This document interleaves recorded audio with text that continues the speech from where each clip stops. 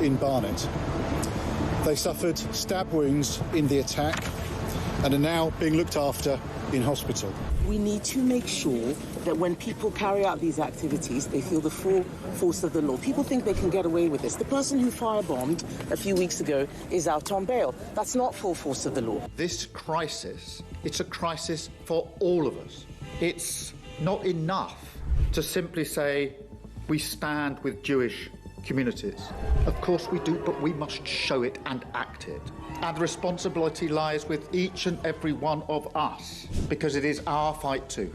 Let's stop importing people from countries where anti-Semitism is the norm. And if our London Mayor, Sadiq Khan, in his infinite wisdom and belief in diversity, thinks that's the sort of diverse view that it's OK to have on the streets of London and the police don't get involved, don't be shocked, and don't you bloody dare claim to be shocked or upset or care about Jewish people being stabbed on the streets of our capital city in broad daylight. This is on you. You keep getting proven right every single time. Jews are not safe in this country. Well, absolutely. No one can be surprised or feeling shocked that this happened. No Jew certainly is. I mean, we had Zach Balansky last week saying this was just a perceived threat. Well, we can see this isn't any perception. This is real. This is happening on the streets. This isn't just an anti-Semitic terror attack. This is an attack on Britain, on the Western liberal democracy and values. The first politician that uses the word shocking, I might just go and throttle him, because this is anything but shocking.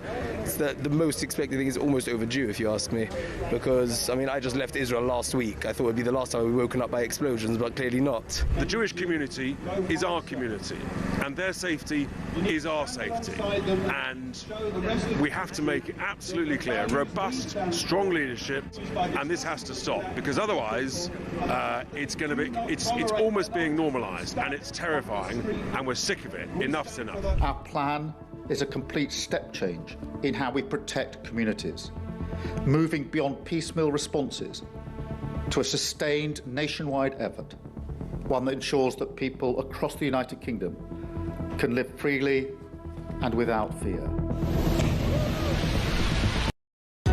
Across the UK, on DAB+, on your smart speaker, on your smart TV, and on your side. This is Talk.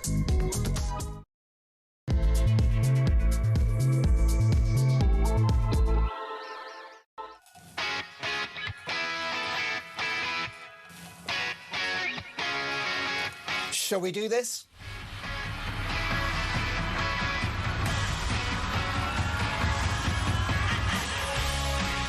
Three minutes past 6, top of the morning. Happy Friday, one and all. Mark Dolan on Talk Breakfast.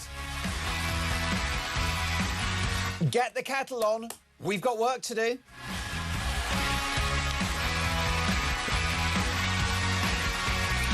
Breaking this morning, Andy Burnham confirms he wants to be Britain's next Prime Minister, throwing down the gauntlet to Sir Keir Starmer if he wins the Makerfield by-election. We'll bring reaction from across the political spectrum.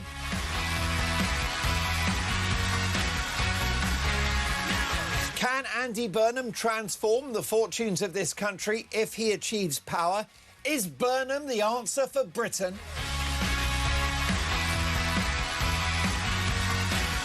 Meanwhile, the fallout from the Henry Novak murder continues apace, with the war of words between the Prime Minister and Nigel Farage worsening.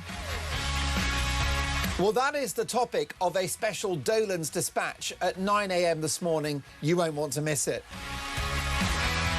Plus, shamed Andrew Mountbatten-Windsor potentially pocketed millions by subletting the Royal Lodge. Plus, what is the truth around the large bruise on his face? We've got the inside story.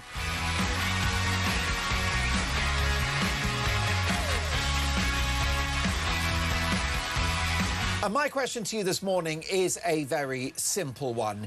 Is British policing broken? I make no apologies for, once again, discussing the appalling tragic murder of Henry Novak and the police's horrific handling of that arrest in that lad's dying moments. I make no apology for talking about it.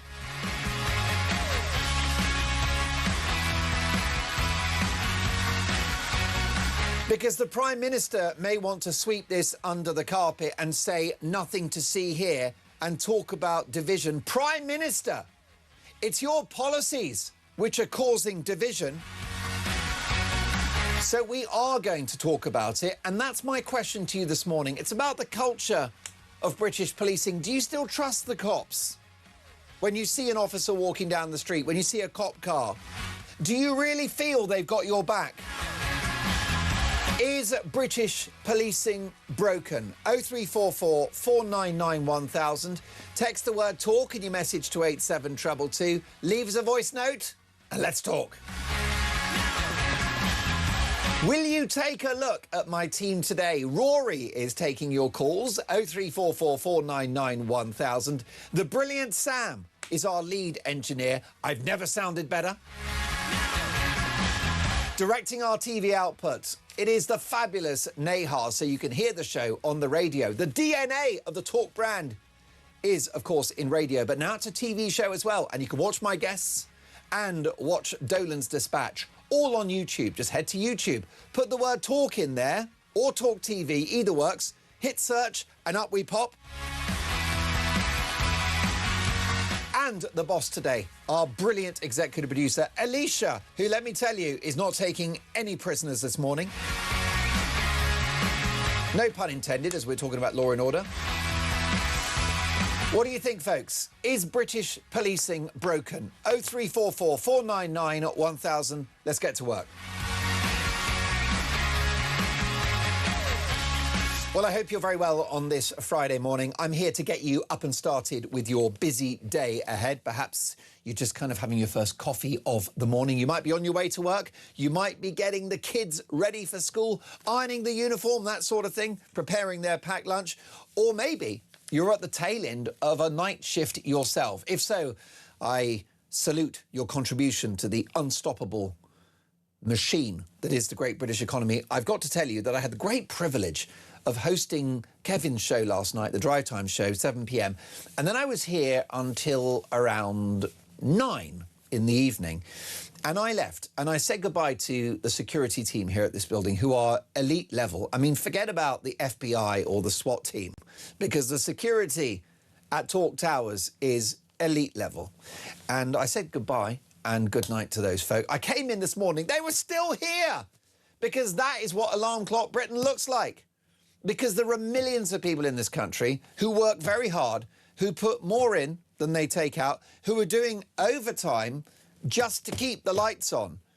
And those are the people that we passionately support, that we love, that we should look after, that should be love bombing. We should be love bombing businesses as well, because they're the ones that employ people, pay their taxes, generate national income, and reduce the burden on the state. What has this government done? The complete opposite, where they're love bombing the public sector with inflation-busting pay rises and clobbering businesses.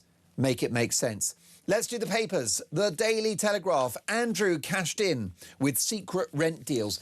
How do you solve a problem like Prince Andrew? What a creep that man is. What a strange specimen. Driving in his Range Rover on the Sandringham estate without a care in the world.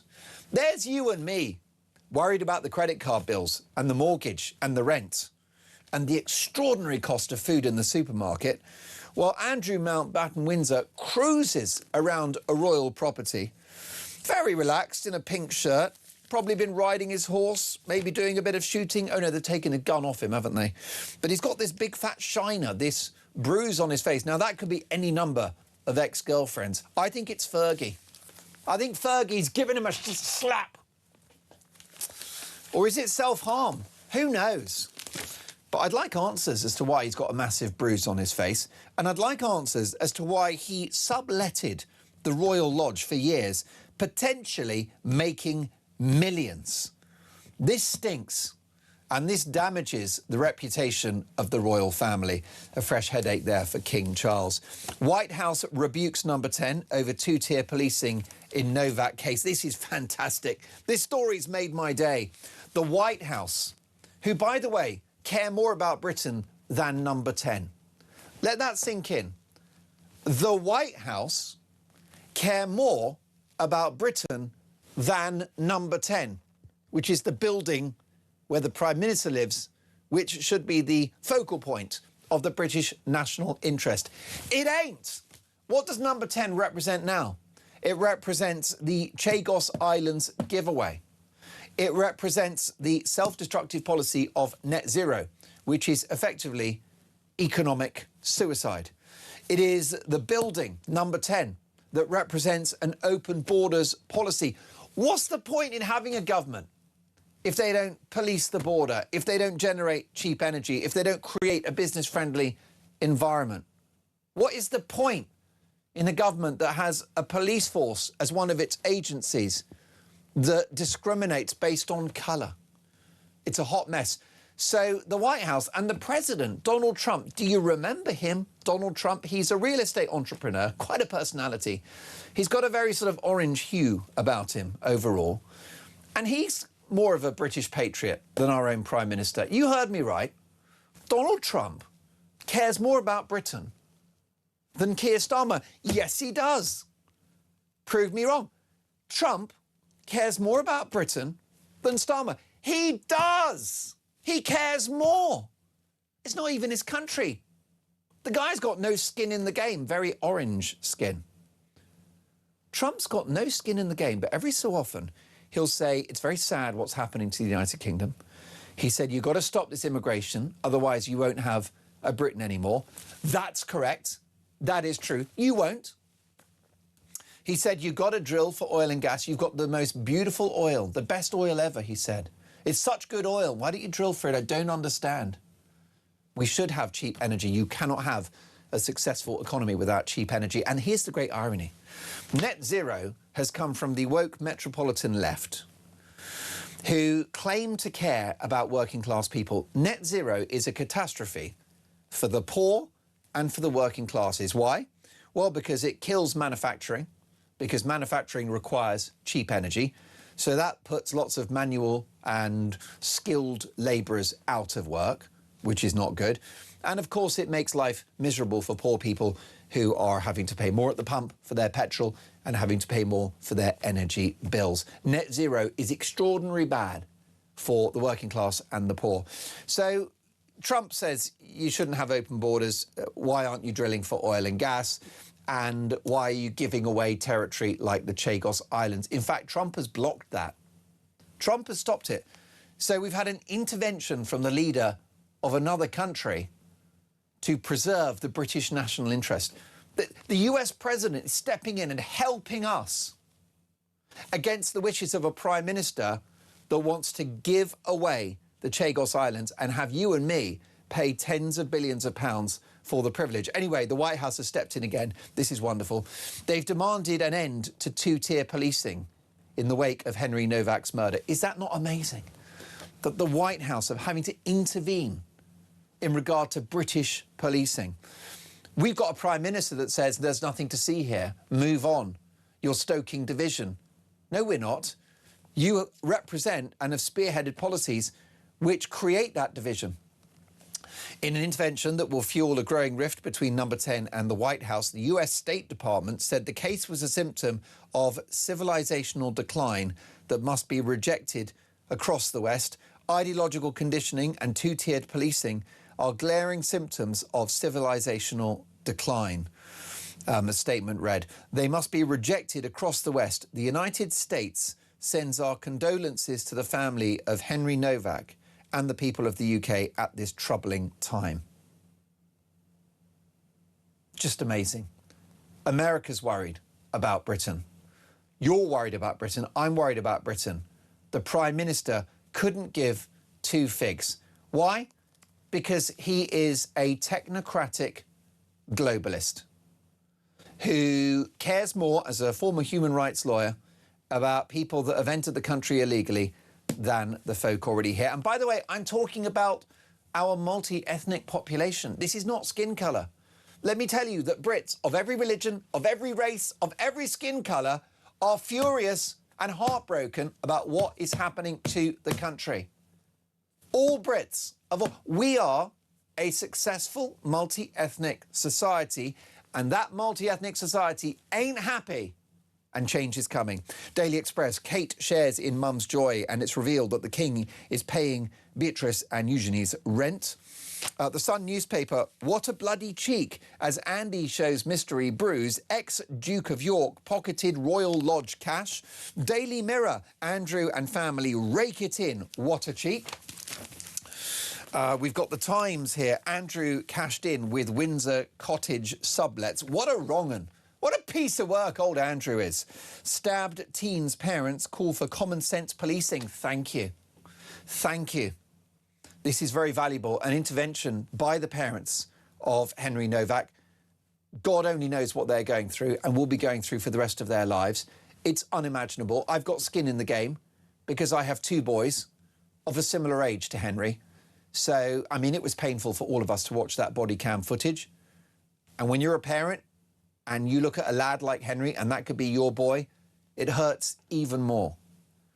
And the parents have said we need common sense policing. Now, that is code for policing which is not ideological, for policing which is colour blind. That's the topic of today's Dolan's Dispatch. It might get me cancelled. Good. I hope it does, actually, because the best things get you cancelled.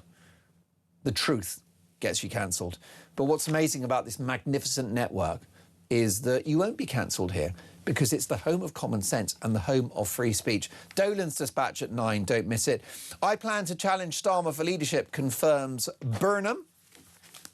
Daily Mail, Beatrice and Eugenie have lived at palaces rent-free for years. Sounds like they are as much of a pair of grifters as their parents. The Guardian, Burnham, I won't flinch from need to fix the broken social care system. Yeah, I won't flinch from indulging my ambitions politically. That's what you won't flinch from.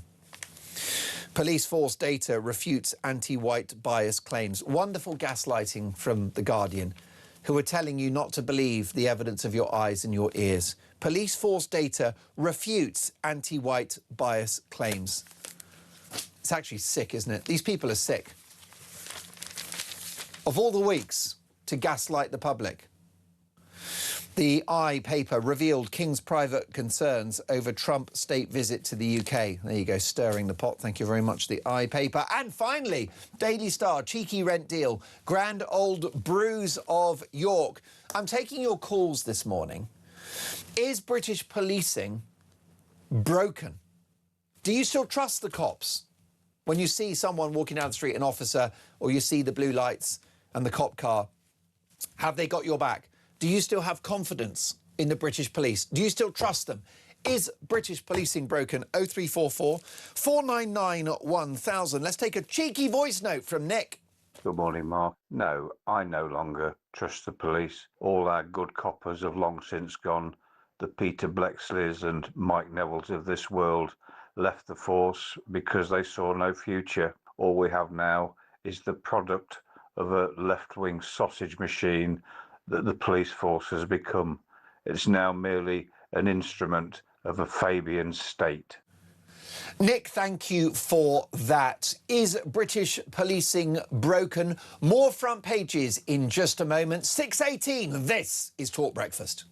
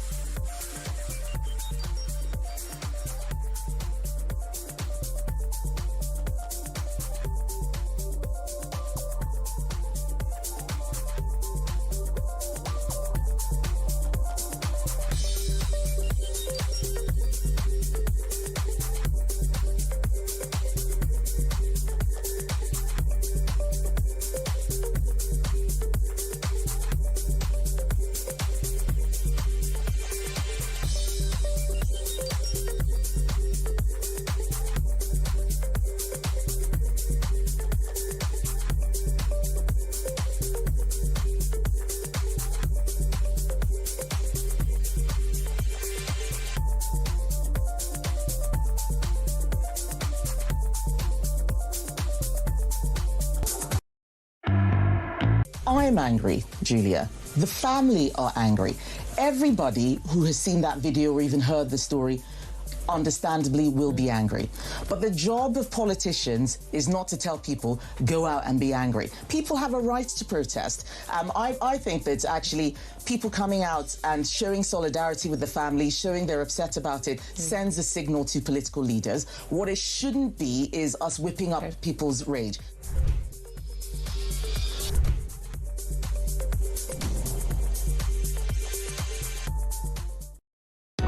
Across the UK, on DAB+, on your smart speaker, on your smart TV, and on your side.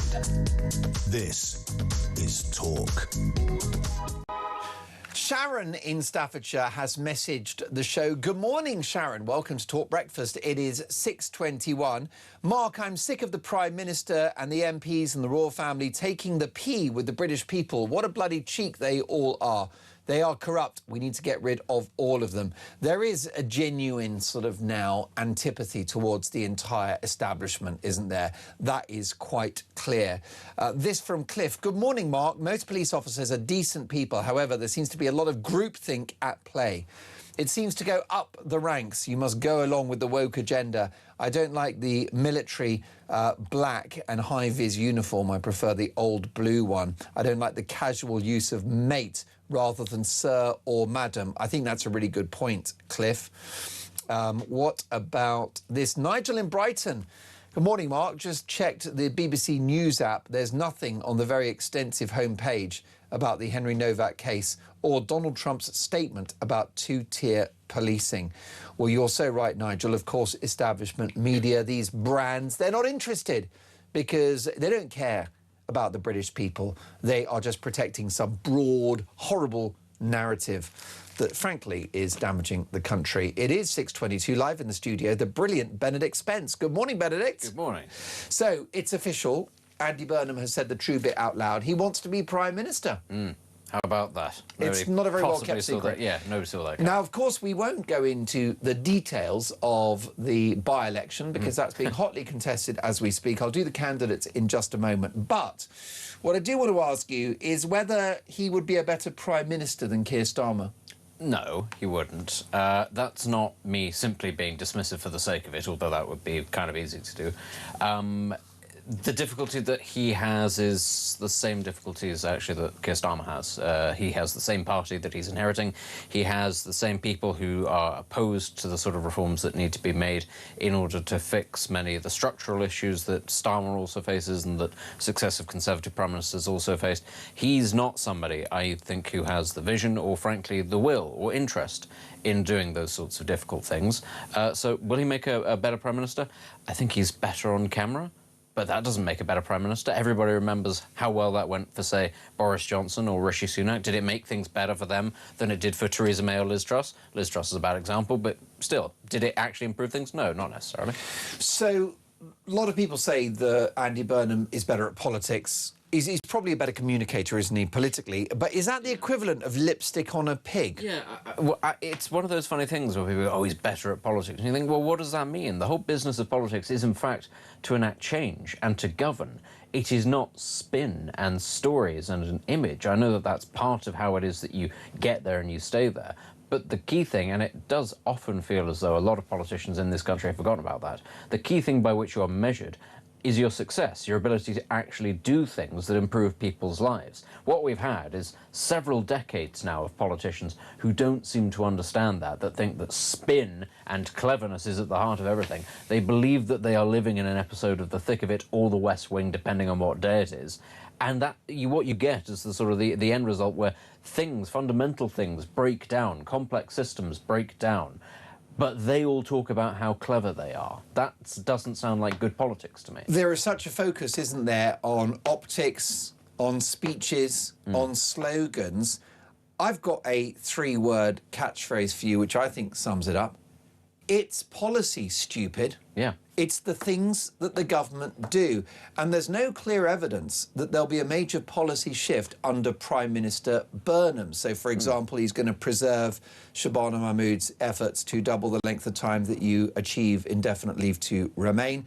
He's going to stick with the fiscal rules. He's going to try to, you know, have a country that lives within its means. There's nothing he said that sounds any different from Starmerism. Well, he's saying these things, but we also all know that they're lies. They're not true. I'm going to stick within the fiscal rules. I'm going to make sure that the country lives within its means. The country isn't living within its means, and actually the current government has shown no interest in trying to get us to a point where we are living within our means. We're still borrowing colossal amounts of money. There's no effort to slash the biggest drags on the public purse, which, you know, one of which, of course, is welfare, which in fact they've increased. They've made it harder to create wealth, harder for employers to create jobs. They've made it far easier for them to, in the short term, take money out of the economy by increasing people's taxes, and then they spend it on things that are economically, you know, non-functioning, pointless. And I know that lots of people will say, well, yeah, it's harsh to say that these things are pointless because you have to pay for people. You have to pay for people who are on welfare, on benefits.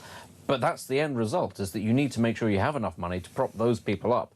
And you get that through wealth creation in the economy, and they're not doing that. Well, my producer, Alicia, has sourced a clip of Andy Burnham speaking on the Question Time programme last night in regards to his wider political ambitions. Take a listen. I'm not somebody who gets ahead of myself. I can't do anything unless I'm lucky enough to get the support of people here. But if I get your support, I would seek to represent you at the highest possible level and give this constituency maximum power and influence. I think Wes Streeting seems to have launched a leadership contest, so if that is running, I would seek to join it. I don't know why he's dressed as a manager from the Championship, but good luck to him. It's a different look, black jacket, black jumper. He's trying to do a different kind of politics, but again, it's just spin, it's just optics, isn't it? Yeah, it's window dressing. It's not very good window dressing at the end of the day. I mean, the thing is, you know, we've been talking, there's been a lot of talk around Westminster about whether or not there might be some benefit to him calling an early general election. I actually happen to think that there's a lot to recommend that for Andy Burnham. I agree. But he's not going to do it, Because why? He's just got no courage? Well, right now, I think that, yeah, that's ultimately what it comes down to. Now, I wouldn't be surprised if actually he changes his mind once he gets in, if he gets in, and has a look at the situation and then thinks, oh, this isn't brilliant. But I think from where he's currently standing, he's probably not going to do it. But, you know, the thing is, where we're currently sat, it's about 3 years until a general election. If he says there's not going to be a snap general election, that means 3 years of him grinding on and trying to talk a good game whilst physically not being able to change anything. That means he's out of office in 3 years' time. On this current trajectory, it doesn't matter how good a talker he is. He's not going to be able to talk his way out of, you know, Labour's current polling long term over 3 years. Short term, he might get a huge polling bump. He might be able to say to people, listen, the failings of the current government are the failings of Keir Starmer's alone. We're drawing a line in the sand under that. Give us a second chance. Trust us, it'll work this time. Maybe enough people buy that. Maybe enough people are spooked by the prospect of reform. Maybe reform themselves are not currently ready to quite make, you know, that step. Maybe they don't have all their candidates sourced. Maybe they're not quite in an election footing. That would be, for me, the moment to go to, you know, take that opportunity. And what it also does is, because he would almost certainly still lose a huge number of MPs, even if he had a good election, he'd lose a great part of his majority. But in doing so, he potentially loses lots of the troublesome MPs who are currently stopping him from doing anything. Bingo. And it really incentivizes those who remain afterwards. He can turn to them and say, look what happened with your messing around, with not pursuing things, not changing anything. This is your future. You'd better back me on this. We have a perverse scenario, which I believe is unprecedented, which is Starmer's big majority is a problem that his majority is too large and making it difficult to govern, which I never thought would happen. Well, I'll actually say this for Starmer. I don't think he expected to be Prime Minister now. I think he thought he had another 5 years. I think he thought this coming general election in 3 years' time was going to be the one. I don't think he thought for a second the Conservatives would set fire to their own credibility quite as quickly as they did. Nobody could have seen, well, in his position, nobody foresaw COVID coming, for instance, and that's what I think started a lot of the sort of the tumble with Boris Johnson. Because Boris Johnson was doing incredibly well, even sort of in the midpoint of COVID. You know, a lot of people were prepared to give him the benefit of the doubt. It was just that continuation of mishaps and missteps. Boris was flying before COVID. He was doing incredibly incredibly well. And if you were in that position and you were Keir Starmer, there was no way, with the party coming off the back of Jeremy Corbyn, that you were going to sit there and go, oh yeah, I can win in 5 years. He had, I think, a longer-term plan of about 10 years to detoxify the party, to rip out all the rotten stuff. Yeah, and to get his people, his kind of MPs who would back him into those kind of seats. It was a bit nefarious, but, you know, he got a few in at the last general election. There were a few notable ones, but it was far, far away from being that sort of clean sweep that he needed. And now he's stuck with the leftovers of a party that he only got about a third of the way through rebuilding, I think. Well, that's a very interesting theory on your part, and therefore you might say that it was only sort of mid or late 2023 when he suddenly thought, crikey, I might win this. And that wasn't long enough to create a plan for power, which I think has played out based upon the problems they've had. Now, Andy Burnham is a number of things, but he's not stupid. So why would he want this top job if he wasn't going to turn things around for the country? I think everybody wants the top job who goes into politics because they start off believing that they can change things.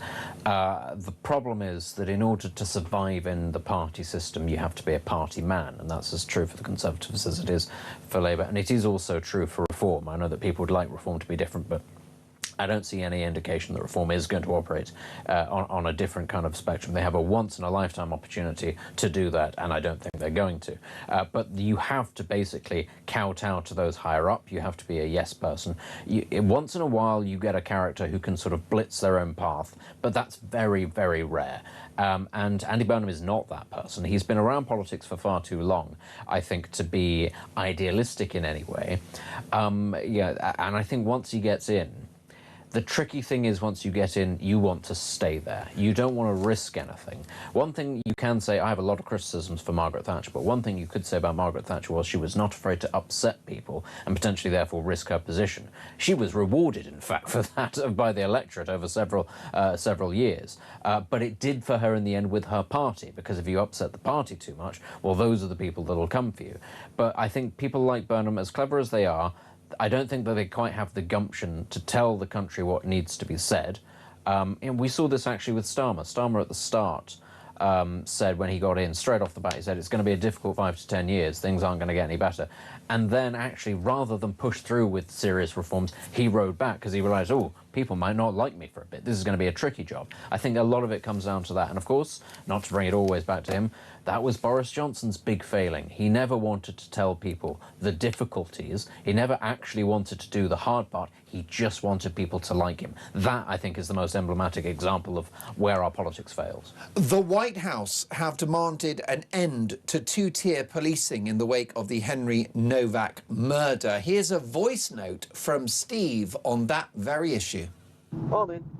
I think I've got a great idea. I think what we need to do is sack all of the police, sack all of the chiefs, and basically re-employ all ex-military, ex-army, ex-navy, ex-MPs of the army. Would be fantastic to take up the mantle of our police force. Steve, thank you for that voice note. Keep those voice notes coming. We love the voice notes on breakfast because we know you're very busy on a Friday morning. So what you do is you call 0344 499 1000 and you wait for the end of the message and then bang, smash it out. 30 seconds, 10 seconds, whatever you've got, because I really want to have a simple conversation this morning and ask you, is British policing broken? Do you still trust the cops? Do you feel safe in their hands? Have they got your back? This is Talk Breakfast, 6:33, more to come.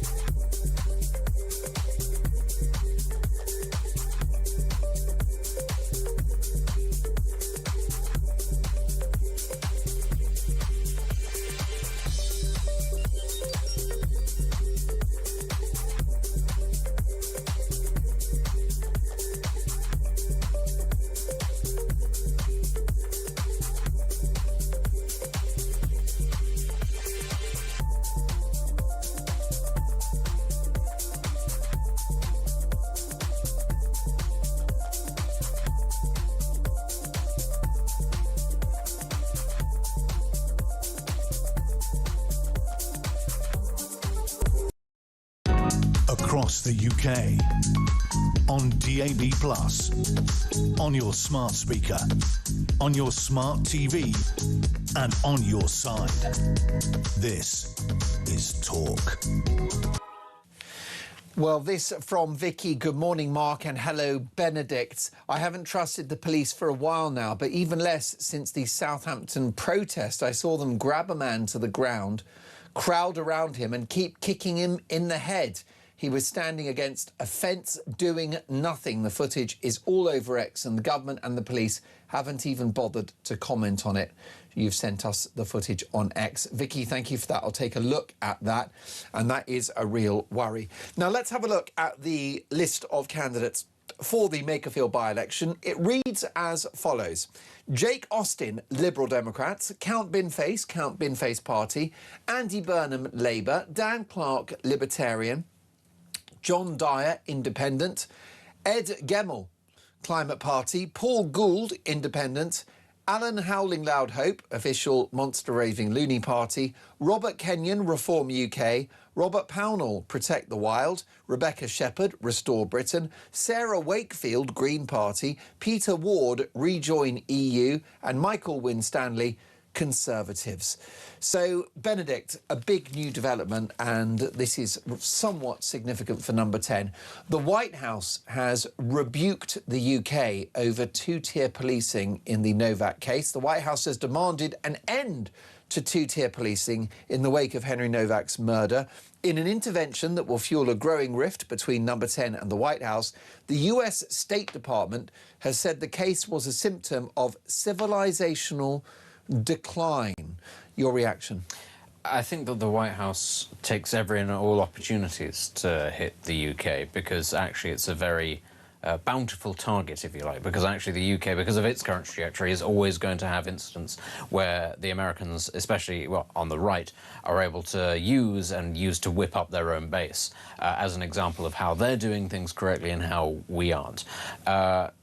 Ultimately, I think that, listen, I do believe that there's two-tier policing. I think we all saw the footage. We all understand what we mean when we say two-tier policing, that actually the system is broken and it is deeply biased against And we have a long people. list, don't we? Manchester Arena, grooming gangs, Axel Ruder Cabana, the list goes on. The difficulty is, and this is a slightly frustrating aspect of it, which is that actually in this country Donald Trump remains actually pretty unpopular. Elon Musk is also not that popular. Regardless of what they achieve, they simply aren't particularly well thought of by the British public. And my fear, my worry is always when those two weigh in on things. As much as I may agree with or disagree with, but as much as I may in this case agree with them, you just sort of sense that when Donald Trump says something about two-tier policing and the UK not doing particularly well, the attitude of the average British observer might be to actually go, well, whatever to you. What's it got to do with you? I don't like you very much. And so it's sort of, if you like, it creates a sort of a siege mentality where the attitude is rather than go, yeah, there are problems with policing in this country, or yeah, there are problems with whatever it is Donald Trump has highlighted that day. It's actually to go, well, what's it to do with you? And actually to sort of push against it. And it helps Keir Starmer. That's the thing. He actually, as much as he feigns outrage whenever Donald Trump or Elon Musk say something, he loves it because it whips up his own base as well because of that level of animosity. Well, I do agree, although I think there's a difference between an angry rant from Donald Trump on Truth Social and an official post from the, venerated department, the US State Department itself. I mean, British observers don't distinguish between the two because they'll look at the State Department and go, who's that staffed by? It's Trump appointees. So it's the same with ICE. ICE is not some insane paramilitary organisation. It's a long-standing part of the US security apparatus. It's been in existence and utilised by the likes of Barack Obama, Joe Biden and Bill Clinton to much greater effect than it was ever used by Donald Trump. But if you were to ask the average Brit what is ICE, they would probably have incredibly negative connotations of it and probably link all of that to Donald Trump. That's the reality, and that's, the prism through which a lot of British observers view America. Well, none of what you've said is wrong, but I'm very happy with the dispassionate tone of this post. Let me read it out to you in detail and in its entirety. This is from the US Department of State, and it reads as follows. Ideological conditioning and two-tiered policing are glaring symptoms of civilizational decline. They must be rejected across the West. The United States sends our condolences to the family of Henry Novak and the people of the United Kingdom at this troubling time. I'm just grateful that this administration is calling out two-tier policing. I'm glad this administration has said you need to tackle immigration or you won't have a Britain anymore. I'm glad that this is a US administration that's calling out the suicidal madness of net zero.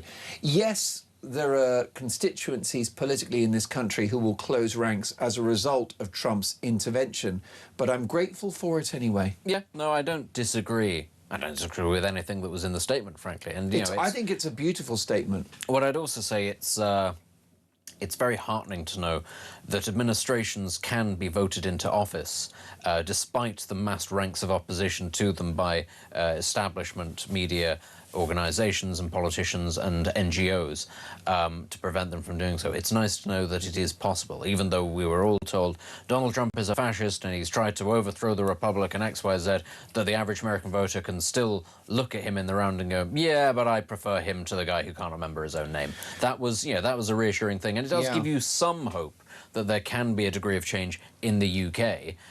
The problem is things just move so much more slowly in the UK. Actually, it's harder, I think, to unravel what has been done by the myriad different systems in this country. So whilst it's a good thing that it's being recognised, it's a good thing, actually, that they're talking about it, it's still being done in another country. It's being spoken about in another country, not in this one, and this is the one where it matters. Yes, and of course, I know Trump is not probably the most appropriate standard bearer for the British national interest. What I do think, though, is that his pronouncements over several years are going to age well. His remarks about immigration and European identity, I think, are going to age well.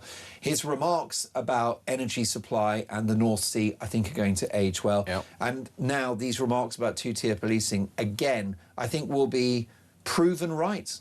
I think the best example is to look at his previous comments on NATO and specifically about Germany and its dependence on Russian oil and gas and how that would be used by the Russians to hurt Europe in Ukraine. And everybody laughed. And you remember, don't you? 2018, when that footage of those German officials laughing and everybody else laughing, and it was on, have I got news for you? And everybody go, oh, what an idiot he is. And then, oh, it happened. It happened in a bad way, and Europe is still trying to muddle its way out of that situation. So if he gets nothing else right, he certainly got that right, and that's a big enough call to go, maybe he has a point about other things. Donald Trump has an uncultivated, chaotic wisdom.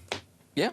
I think that's actually a pretty good way of putting it. He goes on instinct, I think. And, he's the New York property developer tycoon sort of thing. Listen, there's all sorts of stories about things that he's got wrong in the past, but everybody seems to forget. It's from your mistakes and the things that you get wrong that you tend to learn in life. Donald Trump has as many losses as he has wins. He's learned a lot over the years. He's got a good nose for these things. He wouldn't have become president twice if he didn't. No, it's just about the hit rate, isn't it? Woody Allen said, if 51% of your jokes make people laugh, you've won. Yeah, and exactly. I think it's the same in business, potentially the same in politics. Let me tell you, you're right about 58% of the time, so you're home and hosed, Spence. Well, that's very kind of you to say. You're good. But, You've got a buffer. But I think in politics, and I suppose, therefore, in political journalism, everybody's career ends in failure. So at some point, it has to dip into that 49% bracket, at which point you're out. The second you go below that 50% mark, you're out. You are never in the 40s, and you've got quite the most splendid buffer. Ruby is in Salford. Good morning, Ruby. Welcome to Talk Breakfast. Good morning, Mark. What a treat to have you on the show. Now, listen, what's happening in Salford this morning? Have you had your first cup of tea? I have, yes, love. Thank you. That's good. And is it what gets you up so early on a Friday morning, Ruby? OK, I just want to speak about this attack on this young gentleman. Of course. But I will forget if you interrupt me, so I just want to get it all off. And I will not say a word. Ruby, over to you. OK, thank you. I don't think there's anything racist about this, actually.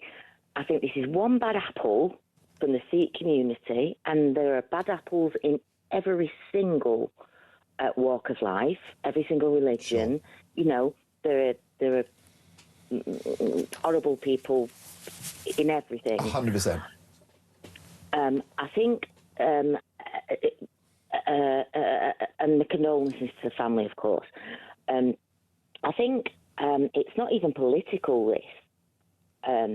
But I will just quickly say, the sooner that the Prime Minister goes away in short jerking movements, that would be really excellent for everybody. But the thing is, this poor lad, the police are at fault here. Really, really at fault. Correct. They're meant to, no fear, no favour. Bingo. They're not supposed to have political alliance. They're not supposed to have groups. Rip those rainbow. Nothing against GBQ. They need to not have that on their uniform. They are meant, and take them from the police service back to the police force, because when I was a child in the 80s, I was born in 1975. When I was a child in the 80s, if a policeman walked past you, it was just like, even if you'd done nothing wrong, it was like, thank God I wore brown. 100%. So there need to be we need a force that isn't the army. I mean, bringing the army in is last level stuff, and that's like, they've got better things to do. They're protecting the world, not just, us on the streets. And the saddest thing is that, this family of this person, this maniac, if I'm not talking too much out of turn, that has bad apple, that has killed this poor lad. Yeah. His family has supported him in that, and that's blood thick and water thing. That'll happen everywhere. I don't particularly think it's a racist attack. I think it's a maniac that needs taken off the streets, and thank goodness he has been. But what I will say is the police, they're meant to do a quick recce of what's dangerous. Yeah. Even if you're a St John's ambulance first aider, which I am, I'm not saying that's, the police. I wouldn't be in the police force if you paid me, or a teacher nowadays. But they should make a quick recce of everything. Am I in danger? No. Is this? And they should have asked that poor kid, this 18-year-old kid. There must have been blood coming out of if he's been stabbed in the lung and stabbed in the back, he must have been coming out of his mouth.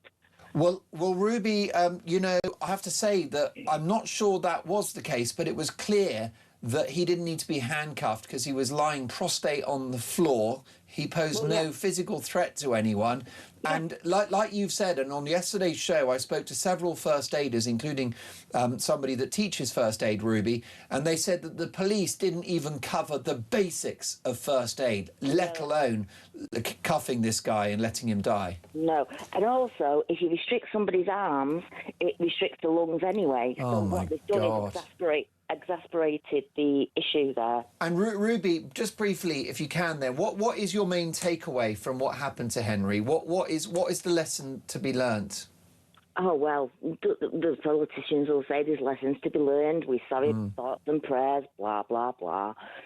I think what is to be learned is that the police need to get back to basics. Yeah. I'm not saying like Gene Hunt out of Life on Mars, and the Sweeney and things like that. I mean, it just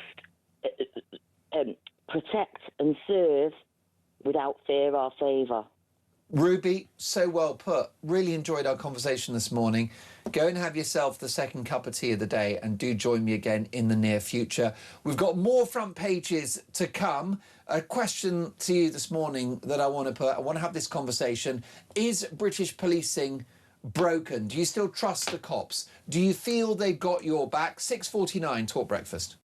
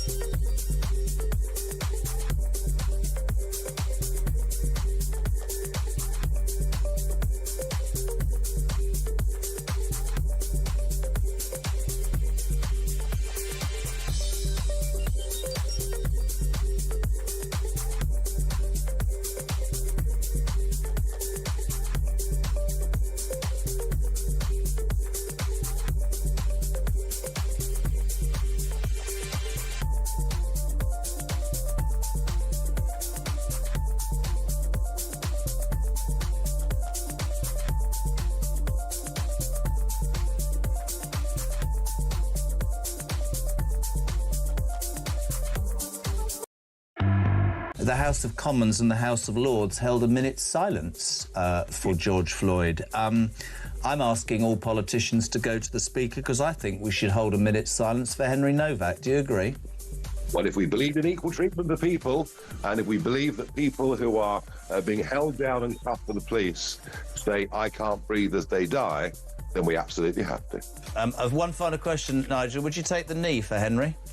No, I don't take the knee for anybody. I'll stand and bow my head.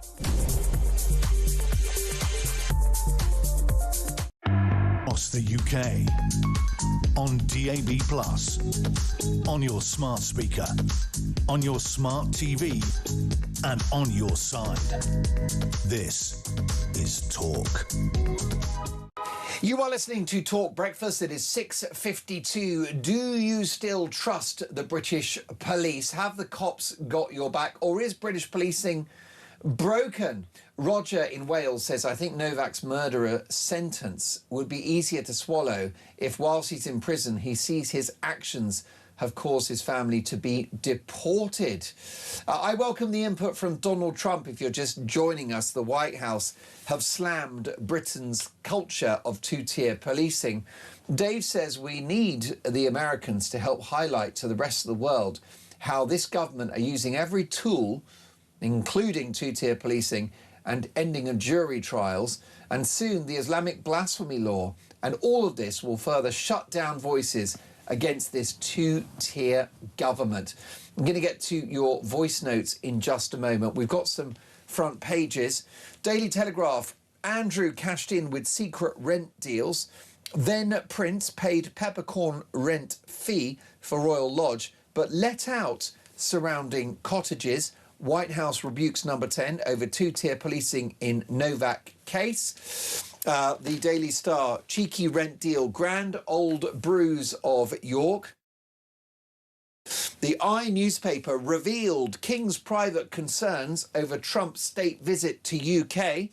The Guardian, Burnham, I won't flinch from need to fix the broken social care system. Also in The Guardian, police force data refutes anti-white bias claims.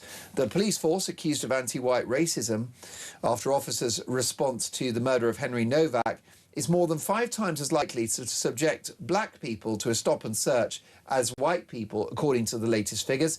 The racial disparity in the Hampshire force is higher than the average for England and Wales and has worsened in recent years. Folks, what do you think about this? Is British police broken? Pat is in Bournemouth. Good morning, police. Mark, it's a pleasure being on. Well, thank you, Pat. Pat, do you live in Bournemouth? Sort of just out. I'm just north of Ringwood, so I'm in a little town that's near the forest and the New Forest. Nice part of the world. Absolutely beautiful. Yeah, lucky you. Well, listen, Pat, what do you think about this? Do you still trust the cops? Do you have faith in them? No, not at all. I'm 57 years old. I grew up in London. We always used to have one eye on the back of us, making sure if we were doing anything wrong, we'd be collared. Next thing you know, be in the police station. Next thing you know, be in the courts, and you'd be dealt with. It was always without fear or favour. Nowadays, it just seems to have been turned on its head, and the police are now policing with fear or favour.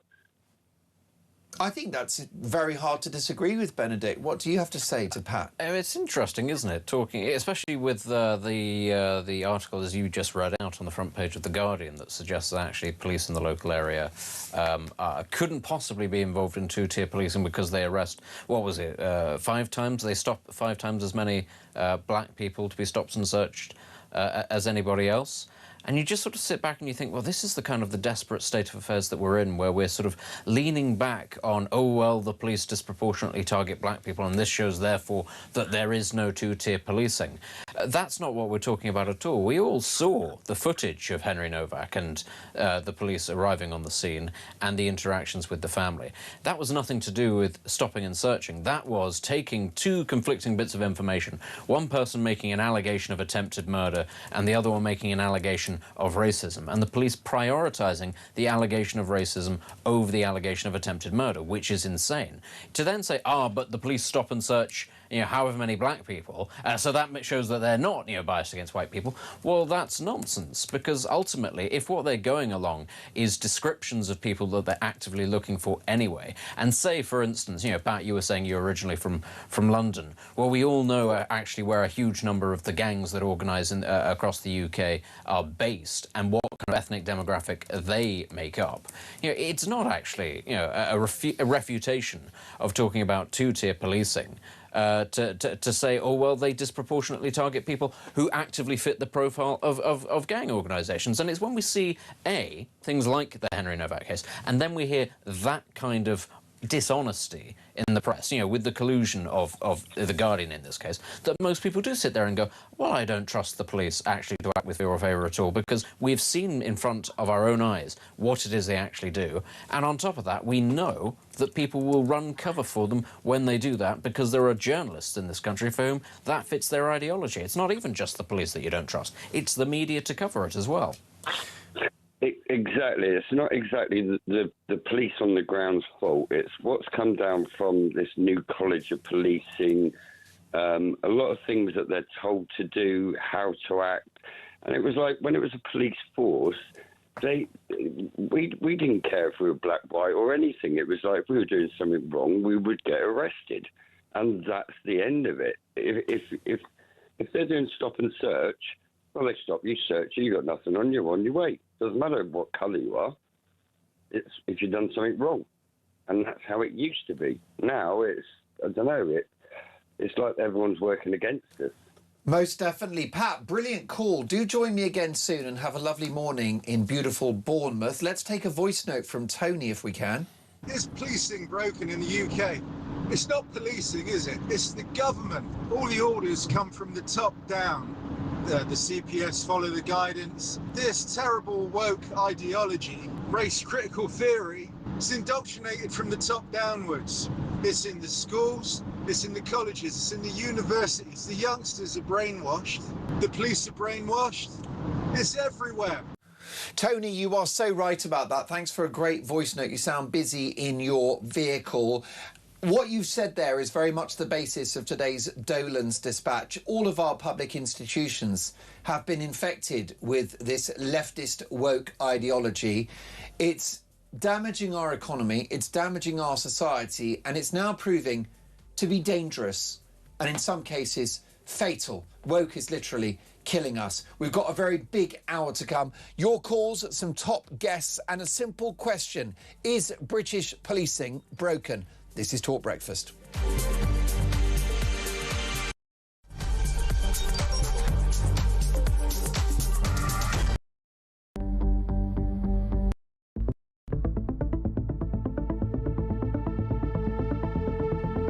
The video footage was so deeply shocking, the behaviour of the police disgraceful and stupid, and it shows something deeply rotten in our society.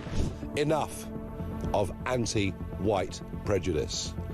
A promotion of the idea that white lives matter just as much as black lives. Nigel Farage said today it should be white lives matter. Are you making the same point? It should be everyone matters. And when you hear Henry's faltering voice, losing its tone, losing its volume as his life ebbs away, you're not going to say, I don't think so, mate. And when somebody tells you they've been stabbed, your first job as a police officer is the preservation of life. Henry was pulled across the gravel, his hands forced behind his back, and he was placed in handcuffs. Instead of being treated as a dying victim, police formally arrested Henry for assault and read him his rights. That was the last thing he heard. I do want to address the Henry Novak case and what has happened since I was on air yesterday. Because after his son's murderer was sentenced on Monday, Mark Novak said of his son, "We do not want his death to be used to create further division, hatred or tension. We want his story to help make our streets safer for everyone." Since then, Nigel Farage, the Tories and pretty much everyone else, people like me, we're all being accused of stoking that very division, hatred and tension that Mark Novak talked about. If the public lose trust in being treated fairly by the police, can he take some action, end this divisive practice of two-tier policing and make sure that all British citizens are treated the same? Mr. Speaker, I don't believe there's two-tier policing in this country. His response has been to appeal for rage. Rage. That's his response to a father who's lost his son and ask for that not to happen. Exploiting this tragedy to create grievance and division would be wrong in any circumstances, but to do it when the family are expressly saying, please don't, is unforgivable.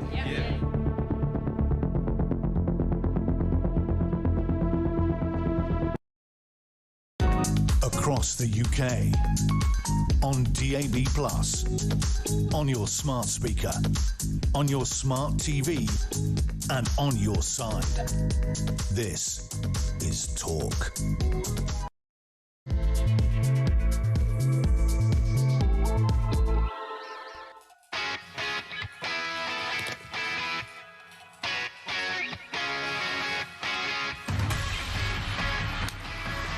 Three minutes past 7, Talk Breakfast. Top of the morning, happy Friday, one and all. This is Talk Breakfast. I'm Mark Dolan. A big show to come. And in the worst kept political secret ever, Andy Burnham has revealed that he wants to be our next Prime Minister. He's thrown his hat in the ring and thrown the gauntlet down to Sir Keir Starmer. But would he be an improvement on the incumbent?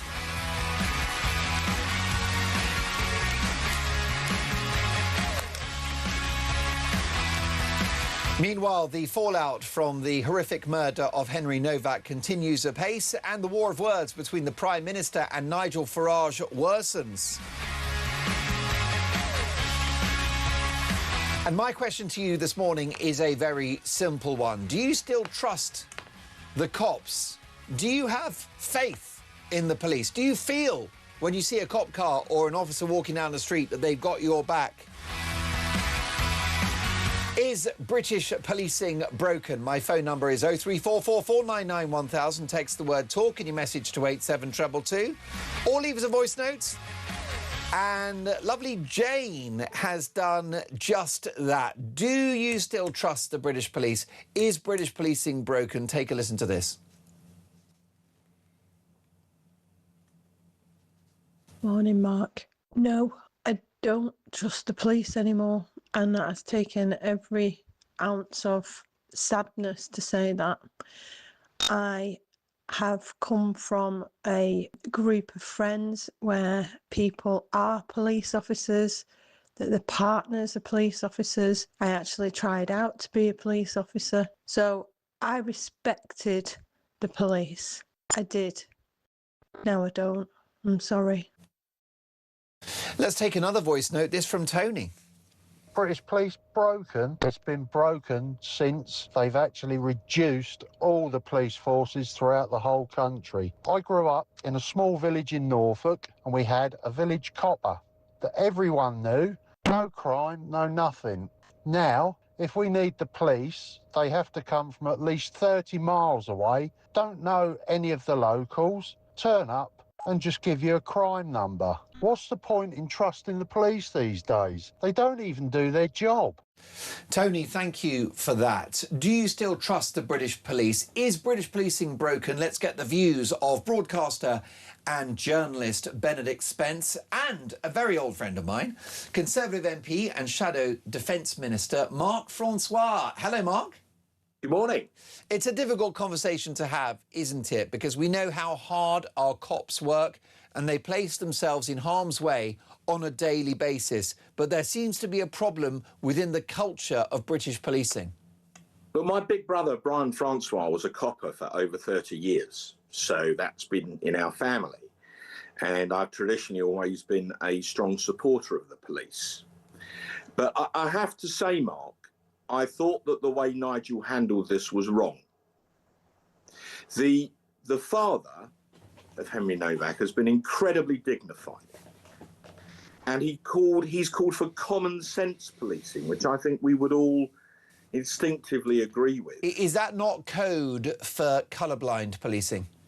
Well, I think the law should be applied equally, regardless of a race, colour, or creed. I think 99% of the people in this country would agree with what I have just said. Sure. But the grieving father did make a very public plea for no one to exploit this situation, and he wanted to lower tensions, despite the horrific loss of his son. Nigel did the opposite. Nigel knew exactly what he was doing, and the reason he did it was because the Cameras returns in the Makerfield by-election were not going Reform's way. They were losing supporters to Restore. And so I think Nigel did that partly, at least, to try and, quote, shore up his right flank. He's been a friend of mine for years. When I remarried 4 years ago, I invited him to my wedding as a personal guest. I've known Nigel for a long while because of the Europe issue. But I must be honest, on this one, I think he got it wrong. However, Nigel is not the story, is he? The police are the story, and an incredibly partisan response to what happened to Henry. I was in the House of Commons when Nigel raised this again deliberately at Prime Minister's questions. Good for him. Well, but it's the way that you do it. I'm not saying that we shouldn't discuss this horrific murder. I think we absolutely need to learn lessons from it, and so do the police. But what I'm objecting to is the way in which Nigel did it and the language that he used. Now, of course, you're entitled to that view, Mark, but surely your ire should be focused on the Prime Minister, who was deafening in his silence in regard to what happened for days and days and days. And once he did speak, he talked about people stoking division. It was the usual Starmer hand-wringing and a clear message, nothing to see here. Well, as you know, I'm no fan of the Prime Minister. But I'll tell you who I've got a real beef with, and that is Zia Youssef, who loves to tell us all he is Reform's head of policy. This is what he tweeted at the weekend. I will quote it. Recent events demonstrate why I view the Tory and Labour politicians who created the burning injustice of modern Britain as traitors to their country. Now, my father was a D-Day veteran. He fought Nazism on D-Day. I deeply, deeply object to being called a traitor by anyone, least of all by Zia Youssef. And as he loves to tell us, he is Reform's head of policy. So presumably what he says is the policy of Reform. I'd like to know if Nigel Farage regards me and my colleagues as traitors. Well, you're no traitor, not one bit, Mark. In fact, you're an extraordinary patriot, which is why we love having you on the show. Your reaction, Benedict Spence, to what Mark Francois has had to say. They're very critical of Reform's response in the aftermath of the Henry Novak murder. I mean, I'll start by actually talking about the family and what it is that they said and what they put out. Because whilst we all understand that it's a deeply upsetting and deeply emotional time for them, and we want to respect their grief, families of victims do not get to dictate public discourse on things that have a profound impact on the safety of the public. And I think that it's actually pretty shameless, pretty callous of Keir Starmer to have taken his cue to say, well, nobody should talk about this because the family don't want you to make it worse. Rhiannon White's mother, her daughter was obviously murdered, she did not sort of come out and say after the fact, I don't want there to be inflamed tensions or anything like that. I'm not going to go into what it was that she said. But, you know, it's not as if Keir Starmer turned around in the aftermath of that murder and said, now, we have to respect the dignity of the family and they don't want anybody to talk about this, because that's not what happened. And I think that in itself is political opportunism. That's Starmer and other people turning around and saying, please, nobody talk about this because it reflects badly on us and we think it'll make the situation worse. And I think that it's really cowardly to simply say, well, the families say we can't talk about it and we shouldn't inflame it, so we shouldn't. On the subject of reform, specifically, they are, I think, definitely leaning into this quite hard. And I think that that's partly because they are a little bit spooked. I'm still talking. And I think that actually it's a little bit because they are a little bit, frazzled by what's going on in the by-election, and they're looking at what's happening with Restore. They are definitely, I think, spooked by that, and they understand that there's a good chance that they might not win a seat that actually they'd been thinking this is a really great opportunity to give the Labour Party a black eye. They fear, obviously, that Restore leans much further to the right than they do on social issues, and that it's very effective at tapping into certain senses of animosity and anger about that sort of thing.